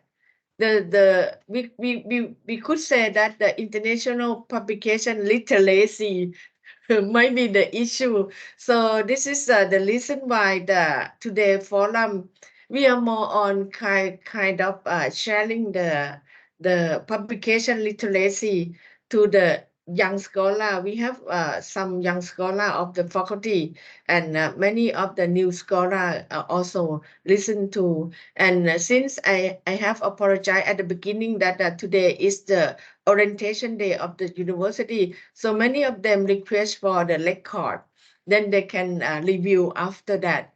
So that's the how. So I think that with your professional leadership in publication, I think that there might be some solution for the qualitative. And I was saying that like now in Thailand, I don't know in other country, we try to blend it, the world of quantitative and qualitative together. So like now the fashion of research design in Thailand is more on mixed method. So we try to link the two halves of the quantitative and qualitative people together and make it tangible, make it clear. Like myself, most of my work is more on mixed method now. Before it's only qualitative kind of that. So that's the how. So I think that there might be some reflection from the floor, or if not, Dr. Lei, would you please say some last reflection before you finish your session, please? Okay, thank you. Okay, talking about there is also there is always a war between quantitative and qualitative, right? Okay, in whatever aspects. But now what I can see now is maybe the criteria for promotion at the university level should be revised. Why? Because as you said, as you can see, the promotion for criteria, the criteria for promotion actually basically they're looking at teaching and supervision. Okay, teaching and supervision. The second one is research and publication, and also the community engagement. Community engagement is very important. The contribution to the society and the contribution to the university. I mean, for those who are not very good in publication, actually they can actually excel in community engagement, right? So the main publication is not only the only criteria for promotion. Just what I already highlighted just now. There are many criteria for promotion. So criteria publication is only part of it. Okay. And in terms of publication, you don't have to, if you are not so good in publishing your what we call journal articles, you can actually publish as books or book chapters. So there are many alternatives. So we will choose a platform where we are good at, so that then you can excel actually, right? So if you're not good in quantitative, then it's okay. So you just need to write books to share your experiences with others. So it's also considered as a publications, not necessarily journal articles. So thank you very much. That's all for me. Thank you. Yeah. Thank you, Dr. Lê. Actually, I think that it depends on the policy or the admin of the university also, right? In Thailand, in general, we are most of the 100% is more on the international publication. So that's why it's very struggle here. But just recently, I mean, last few years back, I mean, 1-2 years, currently, we are more eyes on the book chapter. But the book chapter have to be published in the index journal like Springer or kind of that. That is quite difficult also. And then it's more on the case based like book chapter. It's not so popular to see the case base. So the case base have to be adapted to add more theoretical mindset, to add more tangible outcome, for example, tangible output in kinds of the benchmark or the model or the grounded theory or kind of that. That would be more acceptable kind of that. But anyhow, I think that it's still a long journey to move on, no? Because the emotional base, I mean, evidence based, community based, and the statistic base is quite different. But from my experience, it should be back up each other. Then the work will be more beautiful. Yeah, I think that it should be some kinds of more tips or more technique to make blended world of the qualitative and quantitative. I think. Yeah. Yeah. So I think the best solution is we need to work collaboratively with our own expertise from quantitatively, qualitatively. Then we work together. Then we can publish. Yeah. So that is the best solution, I think. Yeah. Thank you so much. I think that Dr. Chut has done very tangible example, like in the SDG book, he done a lot of document study with all the quantitative works to be back up the idea of how each university use communication or use SDG academy kinds of that can be reflecting in kinds of the statistic, and then he moved on with kinds of qualitative work.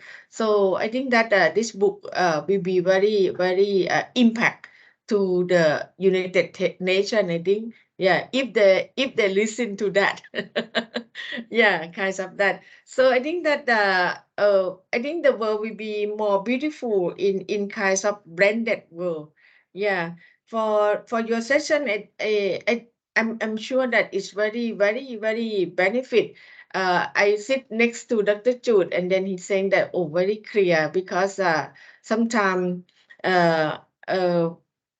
we are quite neglect or not give important to this kinds of statistic index or a statistic in kinds of the publication of volume, for example, like the impact factor calculation, the citation.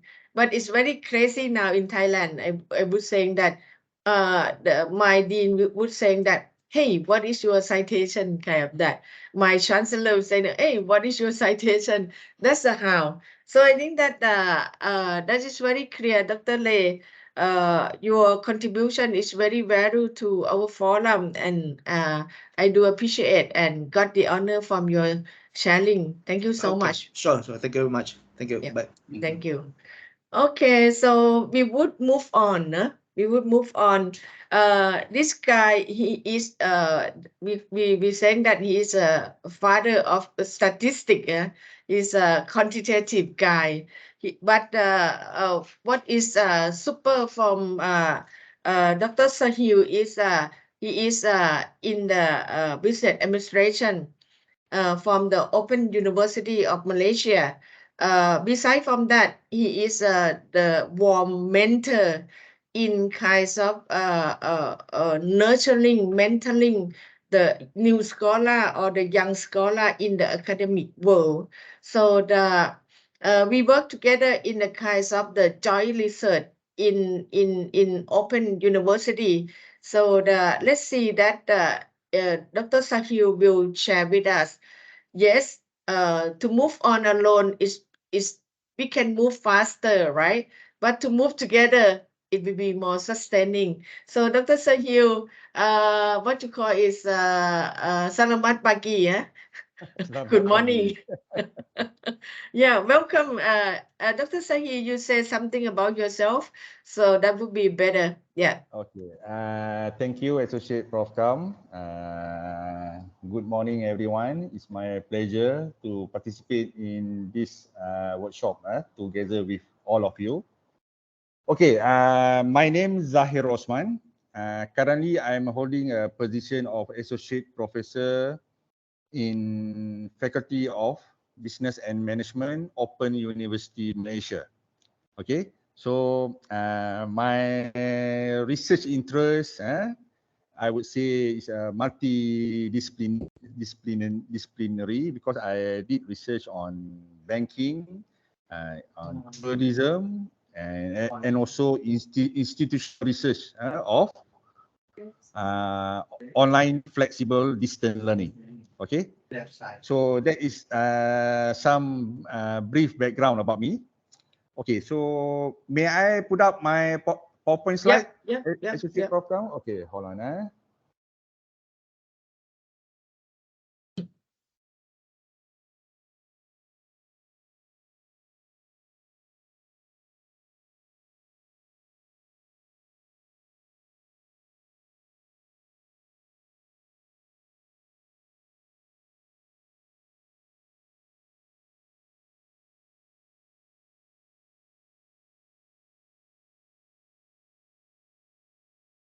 Yep.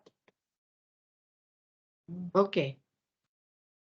Can you see my screen now? Yep. You enlarge it. Okay, hold on. Okay, Yeah, can you perfect. Can you Yeah. see now? Okay, thank Yeah. you. Okay, good morning again, everyone. Thank you, STOU, for inviting me to participate in this workshop. It's really my pleasure to share my thought in this workshop. Okay, so in first presentation, Prof. Lee has given us a very good presentation. Okay, Prof has shared his idea, and I think the explanation is very comprehensive about publication. Okay, what I'm going to do today, I'm going to focus on one aspect of research project from the beginning until the end, until the publication. Okay, which is teamwork. The importance of teamwork in research project. Okay, first we look at what we mean by teamwork. According to Katzenbach and Smith, 1993, teamwork is the collaborative effort. It's the joint effort of a group of individuals with diverse skills, with multi-skills and expertise, who are working together towards a common goal, sharing ideas, responsibilities, and resources for improved performance and outcomes. Okay, that is the first definition given by Katzenbach and Smith, 1993. Then I quote a second definition of teamwork. It refers to the cooperative and coordinated efforts of a group of people or researcher, in this context, pooling their individual skills and knowledge to achieve a shared objective, fostering effective communication, trust, and synergy among team members. This is the definition given by Heckman 2002. And the third definition, which I want to quote here, is definition given by West 2012, teamwork is a collective process in which individuals with complementary abilities and strengths who are work together, leveraging their diverse perspective or multiple perspective, talents and experiences to accomplish a shared task or objective, resulting in enhanced productivity, innovation, and satisfaction. So these are three of many definitions of teamwork that I can share, which emphasize on collaborative, diverse skill, and also common goal through sharing ideas, responsibilities, and resources. Okay, why teamwork is important in the research project or in academia, I would say. Okay, you see, in today's academia world, okay, it is very dynamic. It keeps on changing rapidly every day. So therefore, the power of collaboration is indisputable. Disputable. You cannot avoid from collaboration. Therefore, as a researcher, we often embark on complex journey that require collective support and diverse expertise, where we alone cannot do it. Therefore, collaboration allows us to merge our intellectual strengths, effectively amplifying our capacity to generate impactful outcomes. Therefore, by working harmoniously toward a shared objective, we create an environment that thrives on the exchange of ideas, okay, innovation, and unique viewpoints. This synergy has the potential to drive research, to push the research forward at an accelerated pace, ultimately fostering breakthroughs that can reshape the entire discipline. So that's why one of the reason that we should work as a team or teamwork, okay, because of the power of collaboration. It can produce many positive things. Okay, second reason why teamwork is very important. Shared workload. Shared workload. See, in an era where the pursuit of knowledge is multifaceted and demanding, the notion of distributing tasks among team members assumes great significance. Okay, by collaboratively dividing the workload, we inculcate a balanced approach that ensures optimal utilization of resources and expertise. We put our resources, we will use our resources and expertise at the optimum level. This allocation not only promotes efficiency, but also guards against burnout if we do it alone. Allowing each member to contribute effectively and focus on their core competency. The power of shared workload lies in its abilities to harmonize individual efforts into a synchronized symphony, ultimately orchestrating successful research endeavors. Okay, that's why shared workload is one of the very important elements in teamwork. Okay, third reason why teamwork is very important in research. Research is not merely an individual pursuit. It thrives on the convergence of unique viewpoints and experiences of many people. Through collaboration, we have a privilege of engaging our minds from various backgrounds, disciplines, and cultures. Therefore, this collective diversity enriches the fabric of our research approach, enabling us to dissect complex challenges from multifaceted angles. The cross-pollination of idea catalyzes innovation. It will produce innovation and opens pathway to creative solution that might otherwise remain undiscovered. Therefore, the synergy of diverse perspectives is a cornerstone of research that propels us toward a deeper understanding of our subject matter. Okay, so by working as a team, we will have various or diverse perspective from our team member to produce a better result in our study. Okay, the fourth reason number 4, why teamwork is very important in research. Prop, your slide Yes. still number 2. Oh, Your number 2. slide- Sorry. Okay. Okay. This is point number 4. Enhance problem solving. Okay, in a world of intricate challenges, in very complex challenges, the power of collective thought shines brightly when brilliant minds converge and collaborate. Okay, they create a symphony of ideas that resonates far beyond individual capability. So we will say many minds better than one mind. The amalgamation of different approaches and insights elevates our problem-solving prowesses, okay, yielding solutions that are robust, comprehensive, and innovative.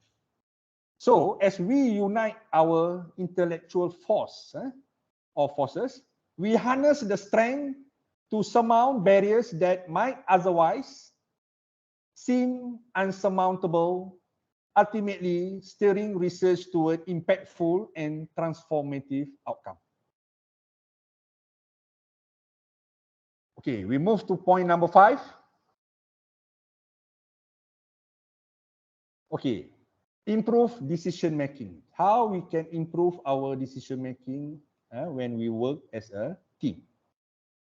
The exchange of ideas and vigorous debates that characterize collaboration serve as catalysts for critical thinking. Therefore, through these exchanges, we are invited to scrutinize viewpoints, challenge assumptions, and explore potential avenues. This process fosters a holistic understanding of our research landscape, paving the way for informed and insightful decisions. Drawing from a reservoir of collective expertise, we navigate the intricate maze of decision-making with increased clarity and confidence, ultimately steering our research endeavors toward meaningful impact. Okay, so here it says that through teamwork, when we do our research project as a team, it will enhance, it will improve in terms of our decision making. Okay, now I move to point number 6, why teamwork is very important. Quality control. Quality control. As researchers, we are entrusted with the responsibility, okay, of producing work which withstands rigorous scrutiny. Collaboration presents a unique advantage in this pursuit. The ability to subject our work to peer review within the team. By leveraging the diverse expertise of team members, we create an environment of continuous improvement. So the constructive feedback and meticulous review contribute to refining our research output, ensuring their accuracy, okay, integrity, and adherence to the highest standards. So quality control within collaboration is the cornerstone of research integrity, fortifying the credibility of our findings. So it says here, quality control will be enhanced in our research project when we work as a team, because we will get feedback, we will get comment, we will get suggestion, opinion, views from our team members, which will enhance, will strengthen the output of our project, which also enhance the integrity of our project. Okay, number 7. Increase creativity and innovation. The interaction of minds, each bearing a unique perspective, ignites a spark that fuels creativity. Okay? Collaboration offers a fertile ground for the cross-pollination of ideas, giving birth to innovation or innovative concept and groundbreaking approaches. Okay? So, as we engage in free-flowing discussion and exchange of viewpoints, okay, we transcend conventional boundaries, okay, envisioning solutions that are as imaginative as they are impactful. The synergy of creative forces within collaboration kindles the flame of innovation, steering research toward uncharted territories and novel discovery. Okay, so through the teamwork, through the team that conduct research, creativity or innovation will be produced. Okay, because when you start to argue, when you start to discuss, when you start to debate on a certain issues, this is where you will think beyond the box. Okay, outside the box. Then the new ideas, the creative ideas, the innovative ideas will come in. Okay, point number 8, support and motivation in a teamwork. The journey of research is a complex path. It's not easy path in research, often laden with challenges and uncertainties. However, when we collaborate, we forge a network of mutual support that becomes a beacon of motivation. In times of setbacks, the collective determination of the team provides strength to persevere. The encouragement of peers and the shared sense of purpose propel us forward, push us forward, keeping the momentum of the research project alive. So the project won't die if we face the setback because of we work as a team. Collaboration creates an environment where every achievement, no matter how small it is, becomes a collective victory that propels us closer to our goal. Okay, next point, why we need a teamwork in a research project. Okay, beyond the realm of research itself lies the power of connection. Okay, collaboration presents a unique chance to interact and collaborate with individuals who bring diverse experiences, expertise to the table. Okay, this web of connections extends our professional network, paving the way for future collaborations, partnership, and endeavors. Therefore, the relationships we forge with collaborative research enrich our academic journey, okay, opening doors to new horizon and widening our sphere of influence. Okay, so through a teamwork, we create the networking opportunities where we will start to connect with other people, other individuals who come from diverse background to share their ideas and possible for future collaboration. And the last one, point number 10, which I want to emphasize here, why teamwork is very important. The collaborative landscape serves as a fertile ground for the exchange of skills and knowledge. Okay, in the tapestry of collaboration, each team members brings forth unique strengths and expertise. Through this exchange, we not only contribute to the collective project, but also augment our individual skill sets. The growth that emerges is not confined to the research, it also extends to the realm of professional development. The skill sharing, mentoring, and knowledge transfer that transpire within collaborative effort become a powerful vehicle for our individual growth, equipping us with tools that empower careers and academic journey. Okay. Sorry, I'm not moving the slide just now. Okay, so there are 10 reasons why we as a researcher should work as a team and strengthen our teamwork while we are working on our research project. Okay. So the conclusion that I want to draw here, teamwork is a pivotal in research project. Teamwork is very important in research project. Okay. Driving innovation through diverse perspectives and skills. Okay. Teamwork also optimizes task distribution, fosters continuous learning, and offers crucial support during challenges. Second point, effective communication ensures clarity and the review process benefit from multiple viewpoints. Resource sharing minimizes redundancy and maximizes efficiency. Moreover, collaboration nurtures network, opening doors to future opportunities. Lastly, overall, overall, teamwork's collective strength synergizes individual capabilities, powering successful research endeavors.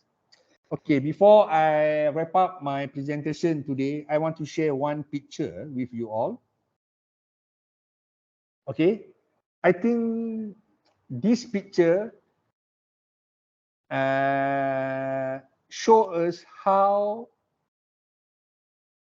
important to work as a team, especially in our research project. Okay, don't just get the first author or the main author to do all the work, whereas all the at all in this term I will call it at all, just watch or become sleeping members only in the group. Everyone should contribute to ensure the success of the research project from the beginning until the end. Okay, so Associate Prof. Kam, that's it from me. Your speech is very tangible conclusion with this picture. It's very classic picture. That is a problem of doing teamwork, right? Professor Dr. Chud is sitting next to me and he has a big smile. Yeah, but I really appreciate what you share with us, Dr. Sahi, because we worked together for about 1 month, I think, among the 5 countries of the Open University. Yeah. You are the one that digging in the hole, you know. No. Associate Prof. Kam, actually, when we work together on the sustainable development practice adoption, okay, actually all of us make contribution. I can notice that. I can see that. Okay, all of us, we make contribution as a team, and I'm very happy. It's not a one-man work. So but I'm touching with many words that you shared with us this morning. Like everyone come from different planets, you know, and they all have each burden like busy or kinds of that, but I do agree, like since you are from the planets of interdisciplinary, and then you're saying that many minds better than one mind. I think you have proved it because we work together for 1 month, and uh, under your leadership, you can make it publish in a month from 5 countries. And then we do agree that if we work together with effective collaboration, I'm sure that the sharing, learning, and the developing the professional together, I think that that is exactly emerging up among the team. Yeah, Yeah. you are right, Associate Prof. Kam. You see, when I did my research alone, not many new things I have learned. Okay, but once I work in a group, for example in OU5 group, okay, I noticed I learn a lot, many things, many new things from our team member. You see, why? Because each team member in our group, okay, they come up with new ideas, new thought, new perspective, which I never think before. You see, this is why I can see one of the advantages when we work as a group. Definitely, we will learn a lot of new things, which will help us to be better researcher in the future. Okay, and also to improve our research output. Yeah. That's what I can see, Yeah. from my experience with the group. Yeah. Yes, you have proved it that is can make it possible, because we have some of the challenges during along the way of our working together, but it proved that together we can seek some solution together, and then someone offer the quality control, or someone offer Correct. some innovative kind of that. Motivation, Yeah. I can see that. Yeah. And then my, you see, my suggestion here about teamwork, because usually we form a team within our faculty only. I think we need to go beyond that, Yeah. we need to form our research team, maybe from other faculty within the university, from other faculty, maybe from other university, cross university, even cross country, let's say we are in the ASEAN, maybe, we in Malaysia, we should have a research team member from Thailand, from Philippines, from Indonesia, from Vietnam. In fact, this is what I'm planning now to do next. This is my next project, I already have in mind the project. I will approach you later after this, because I want to get a team member from different country. I think that will give a better perspective, a better view in terms of ASEAN, from ASEAN perspective. Yeah. Later, I will keep in touch with you. Yeah, Pop, it's exactly, you already proved that we work together only 1 month, and then we get one published. And then I would like to get some idea from the Pro Vice Chancellor, Dr. Jude. He's the one that is has the DNA, the passion in teamwork, collaboration. And then like now, he's flying high to be the executive, the policy.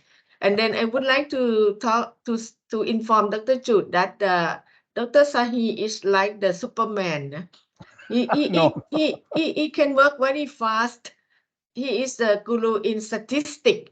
He can make the research framework in the clear statistic that is very simplified. So I think that with the collaboration with the Philippines or with the Bangladesh or other country, that would be very fruitful. So Pro Vice Chancellor Jude, please share. Yeah, hello. Hi, Roger. Okay. I really like your presentation, Professor. In fact, we have been, when we do faculty development workshops at our university, we always suggest to the faculty that they collaborate and form teams so that they can improve their research portfolio.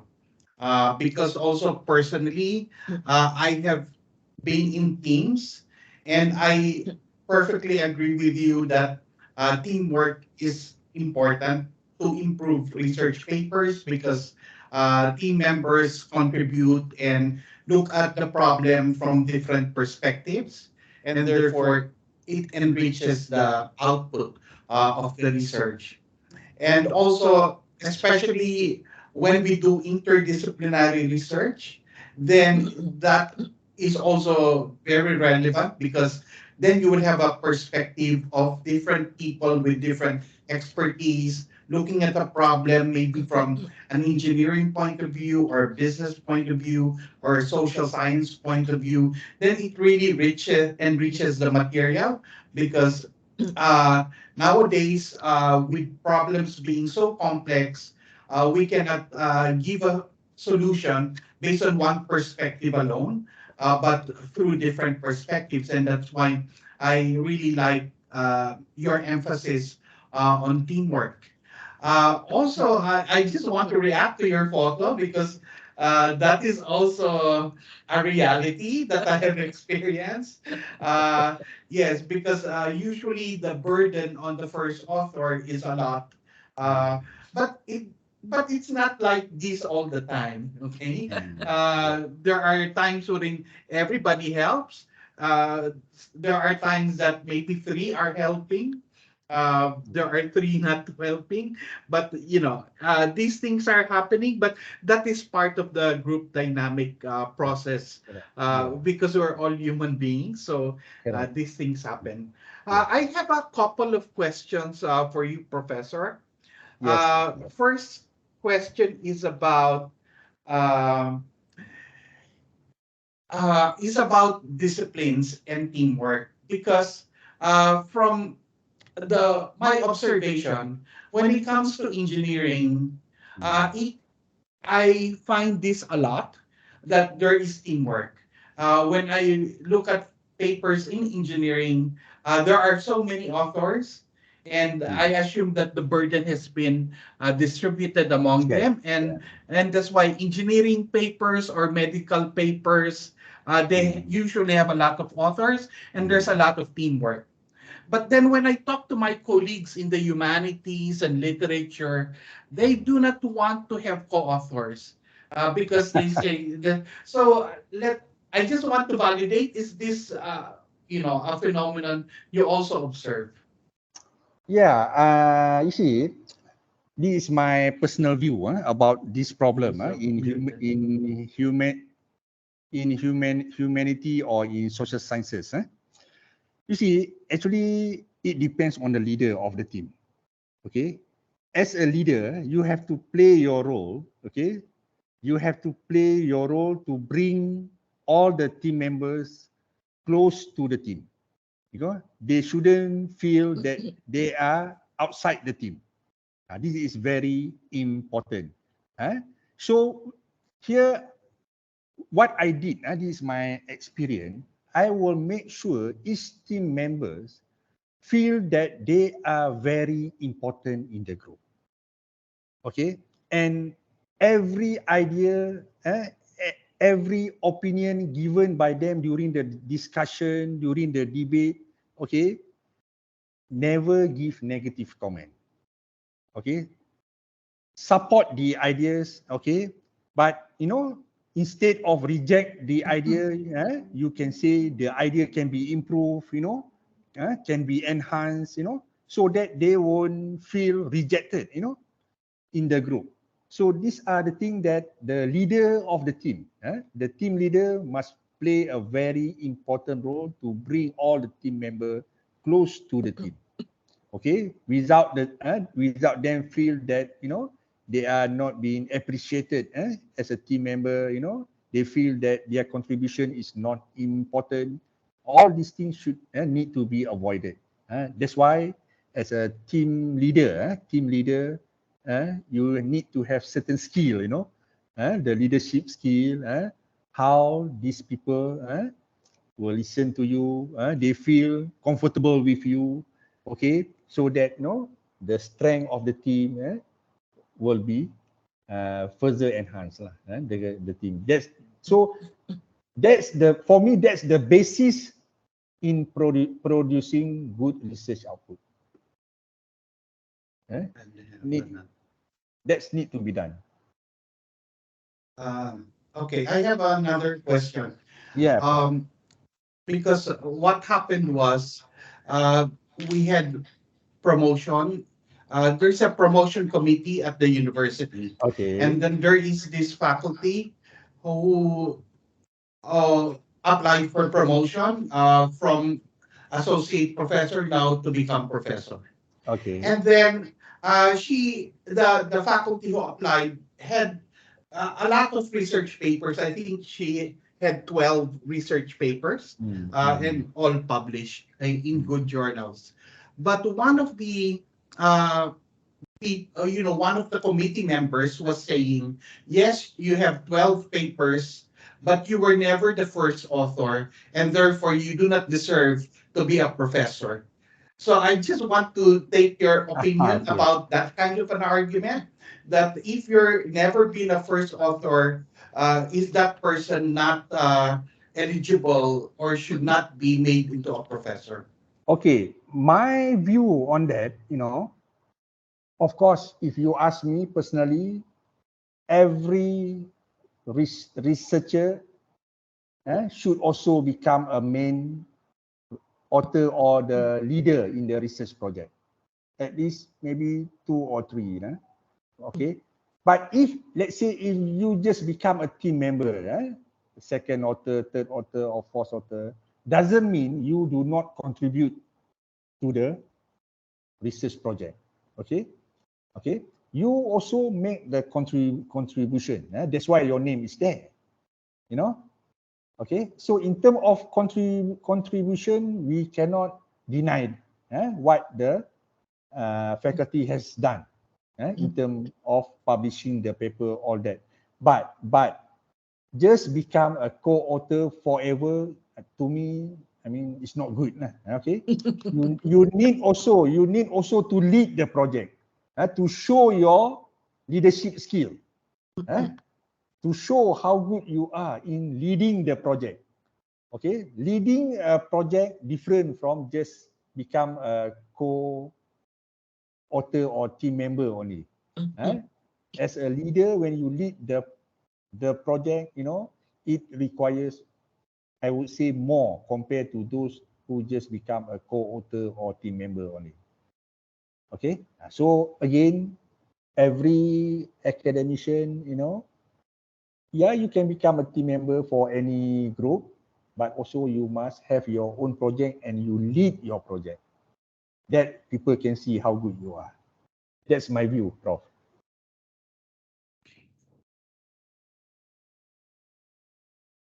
Great.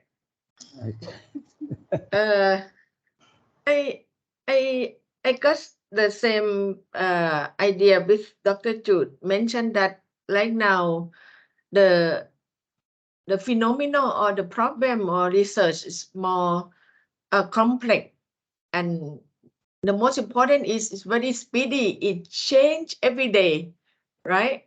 So we cannot cope with that. So that's how. But Dr. Sahil saying that to be a leader, the research project leaders is very basic to motivate other group member to work. Never say no, never reject them. Have to comply all the energy of the member together. Dr. Sahi is saying that it's the basic roles of the leaders, but it's quite difficult for me.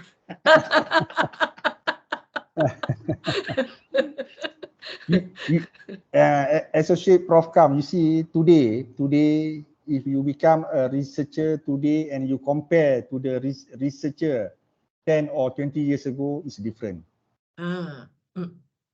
Today, because of this technology development, all these things, this is my personal view.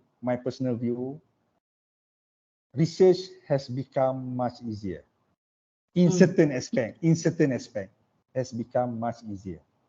Okay, because of this technology, all these things.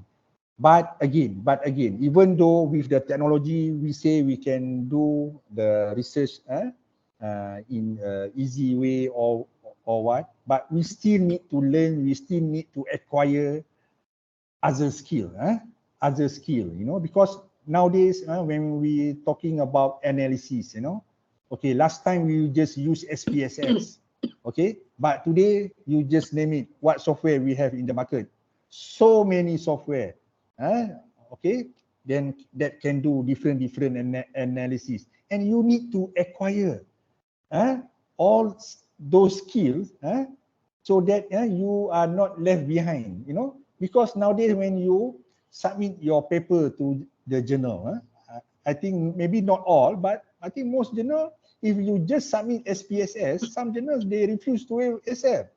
Okay, they want you to use the third generation software. Okay, they are talking about AMO, Smart PLS, Adenko, all these things, the structural equation modeling software. So we need to acquire those skills. Whether we like it or not, we have to, if we want to be at par with other researchers. Okay, so again, as a researcher, I would say we cannot stop acquiring a new skill, because this new knowledge, new skill, I would say almost every day come out in the market. So we must try our best to acquire all those skills so that our role as a researcher in today's academic era will be very, very much relevant. That's all from me. Yep. I do agree with you. You observe, like in our research group, we have the young researcher from some country. Correct. She's very hyperactive, and she offer a lot of new idea that that my generation never experienced that. Correct. Yeah. So I think that is very fantastic. Like so many new software, so many new idea, so and many new mindset. The young scholar or the young researcher, they have different mindset. That's very fantastic. Yeah. Right. Yeah, true. Yeah. That's why I mentioned just now, if we have a team member from different discipline, different background, that is where we learn new thing from them. We learn new thing because, especially for young people, they have many ideas that we never think before. So this is where we should take advantage and leverage on them. Yeah. Thank you very much. I think that as being the pro vice chancellor, Dr. Chu must be very happy. Yeah, like in the Open University of Malaysia, you have many young professor, right? Yeah. Yes. Yeah. True. In Bangladesh also, right?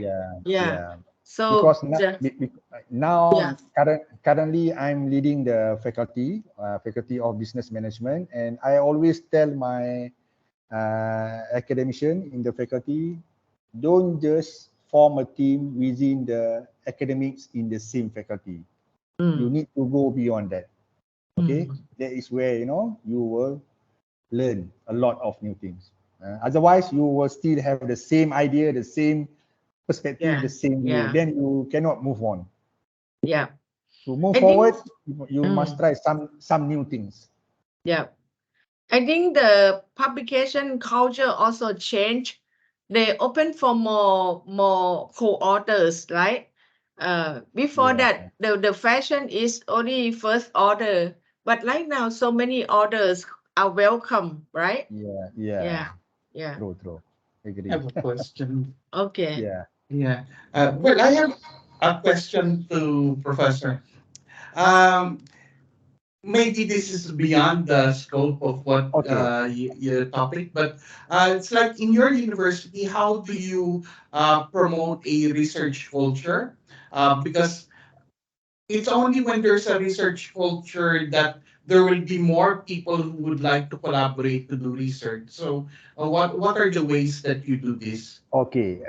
Okay. In OUM, in business faculty, research is the part of the KPI in the faculty. They need to produce 2 papers minimum per year. Okay, in index journal. Okay, and then in our university we also have internal grant. And I make sure each of the faculty members must become a PI, principal investigator, at least for one project.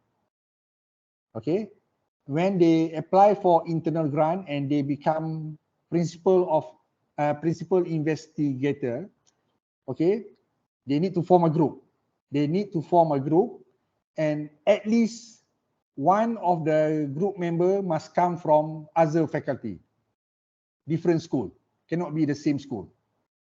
Okay, and when they conduct their research, they need to publish minimum 2 papers and present at least in one conference based on the internal research grant.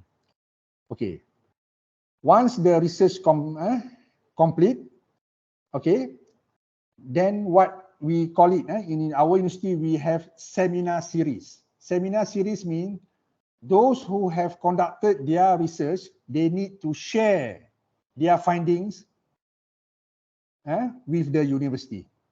Okay, they need to share meaning they need to share the finding with the university, with other faculty members from all the school in the university or faculty. Okay. On top of that, okay, they need to do one public lecture based on their study. They need to do one public lecture, but currently we are doing online. So this one public lecture, we will share to the public, okay, what are the findings that we have found from our study, and we will share it with the public. Okay. Okay, let's say the faculty did the study on tourism. Okay, then the principal investigator need to send the paper that his group published. If the tourism need to be sent to the Ministry of Tourism in Malaysia to be kept in the library in the Ministry of Tourism. You know, so meaning we need to share our finding as much as possible. Okay, we shared with the government, the ministry. We shared with the public. We invite public to join our seminar for free, and the leader of the team will present the findings in his or her presentation. Okay, so meaning not only publication, there are many things need to be done, and all these will be considered when come to promotion. Yeah, very clear policy. I think that is very smart research culture, right? Yeah, just imagine that. Okay. And then Prof, on top of that, every Wednesday, once a month, in the fourth week, Wednesday, we will have what we call it research day. Research day. We call it research day, where all the faculty members can focus just on their research. You know, so they can form a group, they can choose a place where they want to sit, and they can just focus on their research the whole day. This is what we call research day. Every week or every month? Every month, once every month on the fourth week on Wednesday. Yeah. Yep. That, I think that's that, what we have done. Yeah. yep. I think that is very, very up to date research culture, right? That need to be done, right? But the leader have to build up the friendly research Correct. sharing kind of Correct. that. Correct. Right, right. Yeah. And then I think that 2 papers a year for one professor is quite tough, right? Yeah. No. This is for the academic member, but if you want to become associate professor, then the number will increase. Then for professor, also the number will increase. So for associate, how many papers? Associate 4. Professor. Professor 5. 5 or 6. I think 5. 5. Yeah, Yeah. but that assumes there is no administrative role. Yeah. That's why you see, if the faculty choose the right team member, it can be achieved. It can be achieved. Yeah. It can be achieved. You need to have the right team member. Like I used to experience once I study in Queensland, no? The faculty has the culture like if anyone would like to share anything, they provide in any day during the lunchtime. So meaning that everyone just bring their lunch pack and then share during the 1 hour or 1.5 hour for the topic. And then they just inform to the faculty dashboard that, hey, next week I have my research work to share. And anyone would like to join from any faculty or inside the faculty, for example, like I have my research about GLBT or something. Any faculty that interest from 12 to 1 p.m. Let's share kind of that. Yeah. Because for our university, we fix, one date where all the leader of the research team can present their findings, their progress. This is what we call research seminar. Usually it will take 3 to 4 hours.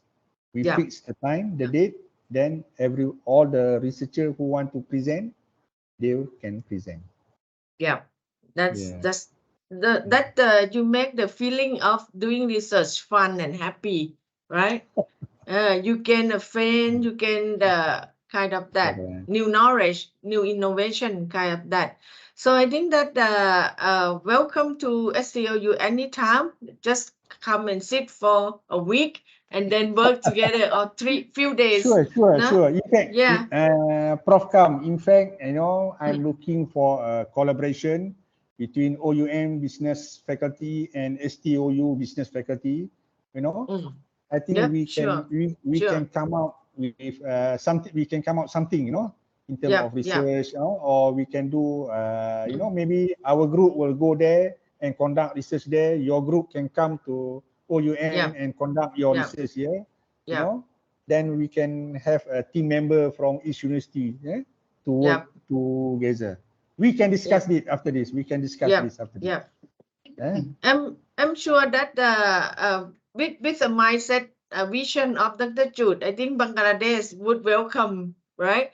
Because I'm guarantee that Dr. Sahi and Dr. Subu, our next friend, is Superman. He worked very effective. So why not have the mobile learning forum among our university? Sure. You come to our home and then we can host you, kind of that. And then we learn and then we bring up the paper together. Correct. Yeah. We need to take up the, we need to go to the next level, Asian level, instead of just within the country or within the faculty or Let's university. say something. Yeah. Emily. Well, yeah. So, perfectly agree. That it is important for scholars of different countries to take turns. It is, I'm very positive because nowadays, Asian scholars try to learn from each other. Like in the past, it's always, if we want to collaborate, we always think of a Western country. That has been the trend before, but now it looks like that the Asians are getting together and trying to so I think that's a very wonderful suggestion. Okay. Yeah. Okay. Yeah. Yeah. Okay. Yeah, great. I think that since today is very flexy and very warm relationship between among a friend, because I and Dr. Jude used to do research work together for long, and then I work with Dr. Sahi, Dr. Subu, and then all of them is very happy researcher. So that's why we have this forum together. Okay, so I think that we'll finish the morning session, right? Because we still have two speakers, and then it will go beyond the lunchtime, so we will pause for a while, right? Dr. Subu will we do happy to have you with us, and then I'm not sure that during the afternoon Dr. Sahi will with us or not. Yeah. After this, I need to go somewhere Okay. first. Maybe I Okay. will join. I will join you all. Yeah. Okay, if Sure, if you, sure. you have something else, Yeah. I could let Dr. Subu to discuss to introduce him with you Yeah. Sure. if you have if you're busy in the afternoon, but Yeah. if you would like to join in the afternoon, so we will finish the morning session. Would you join in the afternoon, Dr. Sahi? Afternoon. What time the session I will will start? start 1 p.m. Bangkok time, so it will be 2 p.m. your time. 2 p.m. Okay. Okay. I think I will join. Dr. Subu, so we see you again 1 p.m. Bangkok time and Indonesia time is the same, no? Okay, yeah, Okay. same time. So yeah, so we see you 1 p.m. Bangkok time and 2 p.m. Malaysia time. Okay. Then you will see, and Dr. Sahil, you will see another Superman, I'm sure. Two more Superman. No? Okay. Okay. Okay. All right. Okay. Okay. Bye bye. Okay. See you. Bye bye. Enjoy your Bye. lunch. Okay. Okay.